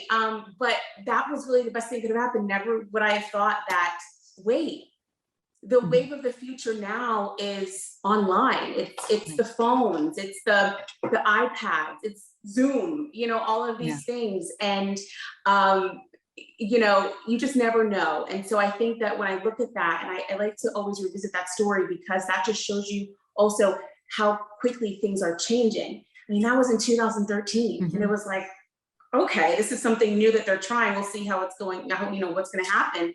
And now 2021, it's like, TV and these streaming devices and social media and whatnot, it's almost like it works in tandem. You can't have one without the other. So I would say the wave of the future really is just continuing to see that change, and how social media and streaming and whatnot really starts to take hold. However, what Rosa was saying, I like to say that news is like a good suit. It never goes out of style. Being a good journalist, being able to be a good writer, being able to be a good storyteller, being able to be somebody that has the ability to be able to disseminate that information and be factual, that never goes out of style. How you do that? Well, that comes in waves. Yeah, don't be a change to evolve. And go on with what's happening. At first, I was afraid of social media because it's really not my generation. I'm sure a lot of the students now, for them, it's instant gratification. It's right then and there. And because I'm older, I was a little scared. I was like, what do I write? And I have to write it perfectly. But I've learned. So evolve is a good thing. Here, I want to ask you, I'm sorry, we're getting a lot of questions, so I kind of want to go through this. We're getting a question from Alicia. She says, I'm a communications professional with 10 years experience. And lately I've been interviewing a lot, but I've been bombing my job interviews. I used to be good and now I'm terrible. Video interviews are very hard. Any advice? She has an interview coming up and it's a final round. I'm very nervous. And I know that will show. What can you tell her to ease her nerves about this? 6 minutes. Sorry. It's for Marisa. Oh, sorry, it's Marisa. No. They were paging for the newscast, but it's okay. I'm not doing it. But was it for me or for Marisa? Or was it for Marisa? No, for you, Carrie. For you. Okay. You have to do two things, I think, before you walk into these interviews. Number one, and it's back to what Rosa said, what is your why? Do you know why you're doing it? Why do you want this job? I think you really should sit down with yourself and get real, and maybe even write it down and journal about why you want the job. And you have to get really clear on that, because that comes through your energy, where you are mentally, if you're focused, your answers are going to show whether or not you're really prepared and whether you really want the job, the specific job that you're applying for. And then number two, you have to rehearse, you have to practice. Right? Mm-hmm. So I suggest that you find a couple of people, you actually invite them to meet you on Zoom and ask them to interview you, right? So that you can get comfortable in answering the questions about why you want this job, why you are the right person for this job. Those could be the things that you can do better to prepare and rehearse, so it just doesn't feel like, a surprise when you get to that interview. But you really, really, really should focus in and center in on your why, on why you want the job. Why do you think you're the right person for the job? And if you get clear on that, you're going to be able to walk into that interview with a lot more confidence. All right, and of course, we wish Alicia the best of luck in her interview. Keep us posted and tell us how it went. Good luck. Marisabel, let me ask you. I always say that what we do is a balancing act, balancing our work and balancing our personal life. We are women, and you know, most of us are married, we have kids, and we have a crazy job as well. Crazy hours, traveling here and there. How do you balance all that, and how do you make it all work? That's a great question. Because when you start out, you don't really know how it's going to work. You just start doing it, right? You just start, you know, waking up and taking the kids to school and then going to work.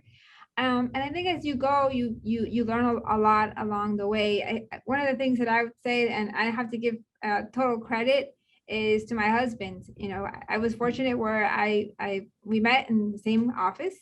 He was in the same group, the same department, completely understood the demands of the job. And you know, when I have a daughter, she's 15 now, she's a sophomore in high school. And she was born right when I was starting my career. And at the time, I remember, you know, being a bit conflicted, and oh wow, I had her before I thought I would. And what did we do? My husband said, you know what? I've been doing this for a few more years. I'm gonna take 2 years off. He took off from work and he raised our daughter for the first two and a half years of her life. That doesn't happen for everybody. I'm very cognizant of that. But I obviously will always be very grateful because she was able to have him those first two years. Then when he went back, she was still 3, so we still had to figure it out. But I think at that point, I really realized the importance of bringing her into my world and her understanding what mom does and why mom does what she does.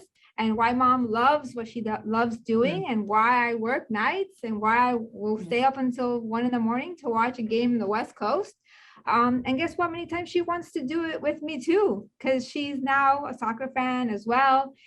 So I always encourage my fellow colleagues here at the office who have children that are much younger than me. You know, have them be a part of your other life, your work life, your professional life. That way they understand. They'll support you, and who knows, they might even want to share in and learn more about what you do. I know that's helped me personally, and I think everybody's different when it comes to, you know, it takes a village. That's all true. What you hear from people. If it wasn't for my mom and my husband, you know, I wouldn't be able to do what I do. But what I just spoke about, I think that's helped me personally inside, not feel guilty or have any regrets, because it you know, she's always been a part of all of who I am. It sure does take a village. And I always say, don't be afraid of asking for help. You know, we're not super women. We can't do it all. That's right. That's right. So there's another question coming in. So I want to know, why are diversity and inclusion important in the field of communication? And feel free, whoever wants to answer this question. Raise your hand. Okay. Carrie? I think diversity and inclusion, I mean, and why is it so important? I mean, it's important to everything that we do, because if we don't have those different diverse voices at the table and making decisions and the stories that we tell, then, you know, how are we going to reflect and be able to connect with our audiences who are also diverse? And how are we going to reach them if we don't have people in the decision-making table that look and reflect like our communities? So I think it's so important now, always has been, but I'm glad that we are all, I hope, more aware of why it's so important for us to have those different voices at the table. I'll give an example. You know, there was a story one time presented to me that it was like, okay, there's a new study out that shows that, you know, people don't live to old age in XYZ neighborhood, right? And this zip code shows that the people in this zip code are only going to make it to the age of 79, and people in this zip code are living to the age of 85. And someone thought that that was a good idea to like tell that story. And I remember going, wait a second, you know, this community doesn't have healthy grocery stores. The income levels here are a lot lower. People don't have access to healthcare the way that people that the others in the other zip code was a wealthier zip code, better zip code. And if you have everyone that lives in the wealthier zip code at the table that thought that that was a good idea, they didn't make the connection that, I mean, obviously, right? It's obvious that folks aren't going to be able to live as long in the other health zip code. So that's where diversity comes into the conversation, right? That we need people who live in all different types of zip codes so that people are like, oh, I think this is a good story. Well, no, not really. People aren't going to be shocked by that. Does that make sense? Right, absolutely, for sure. And Carrie, thank you for that. We have a question coming in from Ashley Jenkins, and she says, this question is for all the fierce goddesses before me. It's so easy to give credit to a person or people being interviewed, but the accolades go ignored to the interviewer. How do you generate those powerful questions and maintain that energy for the interview, the person you're interviewing, to open up? And I think probably Rosa, you can probably answer this question for us as you've shared so many stories.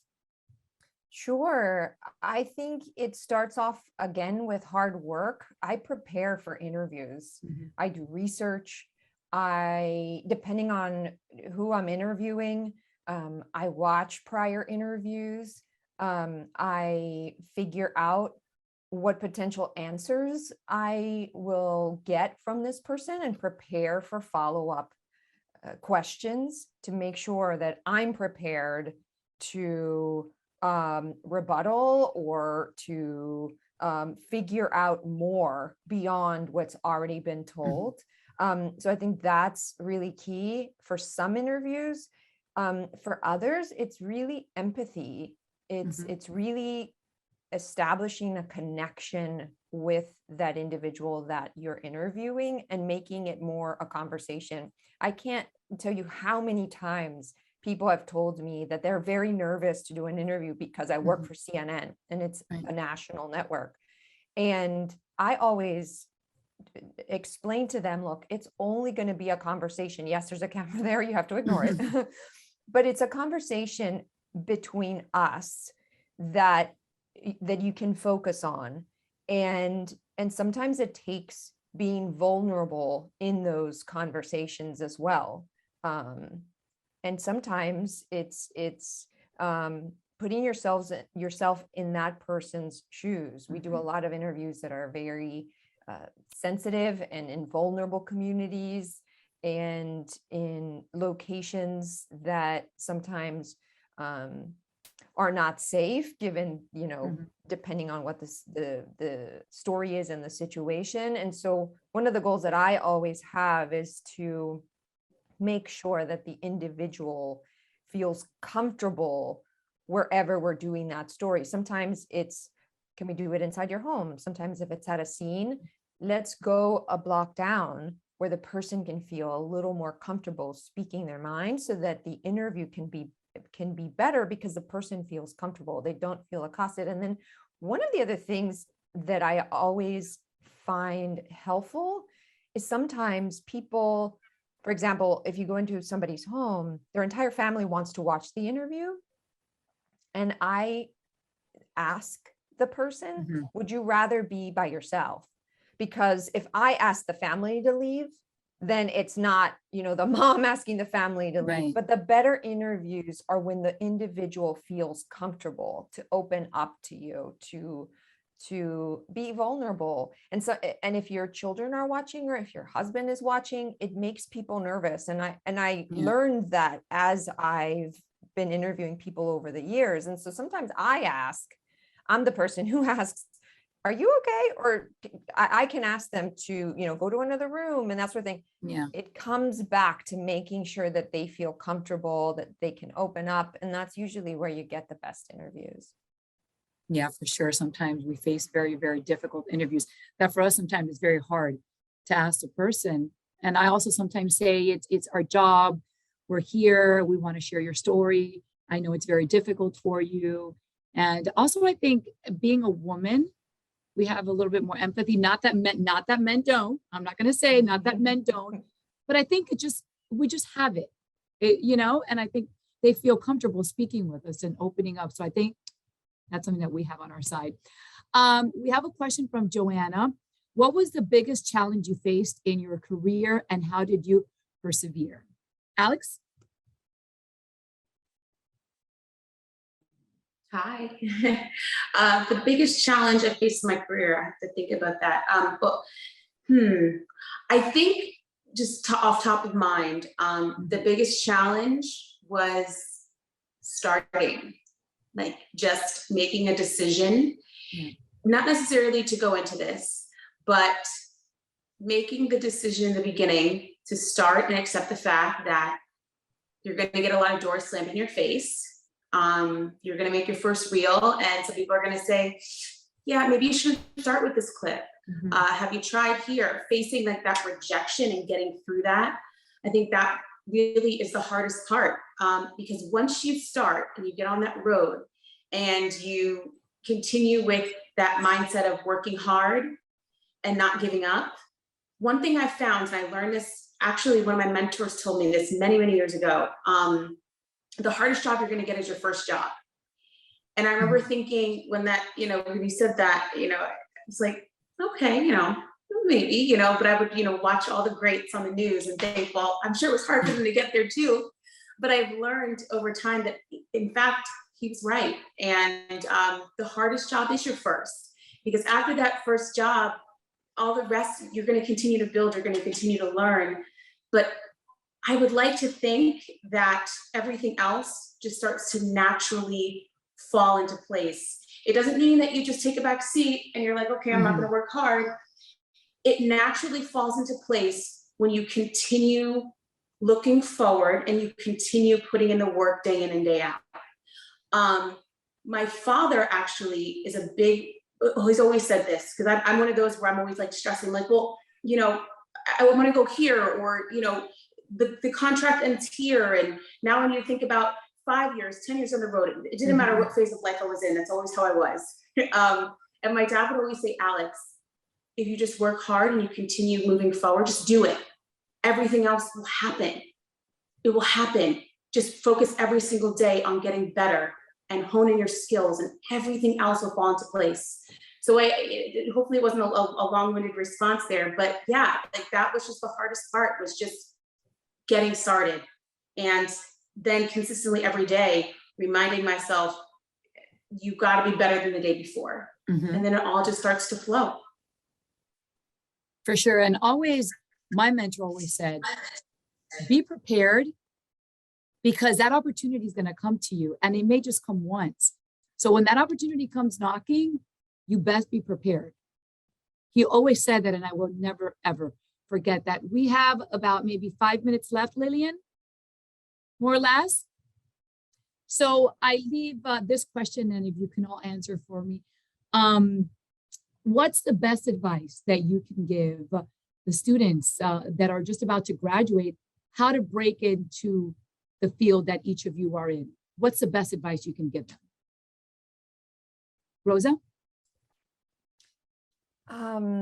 I think the best advice that I can give a student who's about to graduate is, at least on the broadcast side, make your reel your interview. And what I mean by that is, that's what I did. Work so hard on those stories that you're going to put in your reel, that is going to drive the conversation during your interviews. That's what I've tried to do every single time. Have your strongest story first, and make sure that it's your story. You developed it. You worked really hard to show that you are a journalist. And so the questions that you'll get from the people who are going to interview you are, how did you do that story? How did that come about? How did it develop? How did you write it? How did you decide to do this, that? That's how I've been able to go from job to job, is focusing on that. And it really comes down to your work. And if you can make your interview be focused on your work, then you're going to get the job, because you are going to separate yourself from everybody else. Right. And it's not going to be about you. It's going to be about your story. It's going to be about your work, about the people that you interviewed, how you found them, how you came up with that story. That is going to show any news director, any executive that you're about getting the job done. And let's be honest, that's what they want. They want to be able to hire somebody who's going to come on day one, come with ideas, and is going to be willing to work hard so that they can make their deadlines every single day. If you can do that, For sure. the job is going to be yours. Also, and be very tenacious. And I think, don't take no for an answer. And also, I think it's very important, right, to be a good listener in this business. We do a lot of talking, but also listening. Because, you may be going to an interview and you have all these questions written down and you're not listening to their answer, because many times they're answering something that you weren't even thinking of asking that person. And you're so caught up in your next question that you're not listening to what they're saying. So I think being a good listener is also very, very important. Alex, how about you? What's the best advice that you can give? So the best advice I could give is be easy on yourself, right? Like, enjoy the journey. A lot of times when you first start out, I don't care what profession it is, but just speaking of this profession, you can be really hard on yourself. Also, there's a bit of what they call the imposter syndrome, right? Like, you're trying to be what you think you should be, what a reporter looks like, what an anchor looks like, what a journalist looks like. You're really young, you don't know it all. Yeah. So I think that enjoying the journey, relaxing in yourself, but also understanding that you're always going to be a student of the craft. So you're not going to always have the right answers, but also with that too, be somebody that is easy to work with as well. That is somebody that don't walk in with a chip on your shoulder or think that you know it all. Be humble, be hungry, and know that you still have a ways to go. We all do, and just enjoy the journey. It is truly a journey. I remember hearing earlier on, this business is a marathon. It's not a sprint, and sometimes we can get caught up in our heads, and thinking, well, this person over here is doing this and that person over there is doing that. Why am I not doing it? It's a marathon, it's not a sprint. So enjoy it. Yeah, absolutely. You said, we don't know everything. And I always say there's never a stupid question, correct? Never. Absolutely. How about you, Maricel? What's the best advice that you can give? Well, the cool thing about sports is that there's a sports team almost everywhere in this country. So it doesn't matter if you're in a big city, a small city, a medium-sized city. If you want to be in sports communications, head to one of those, try to get an internship, get your foot in the door. Here's a tip. If they don't have any open positions, full-time or part-time, there's always game day. Everybody has a game day. Everybody has to run a lot of home games.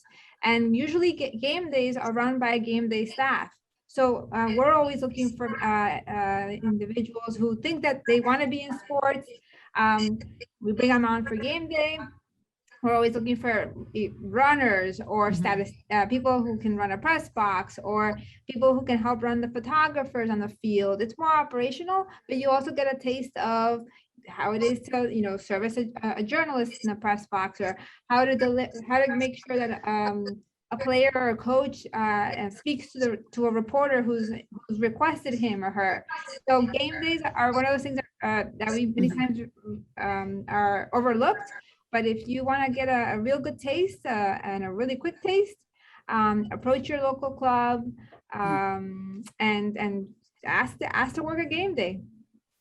That's great advice. Carrie, we have just about maybe in a minute.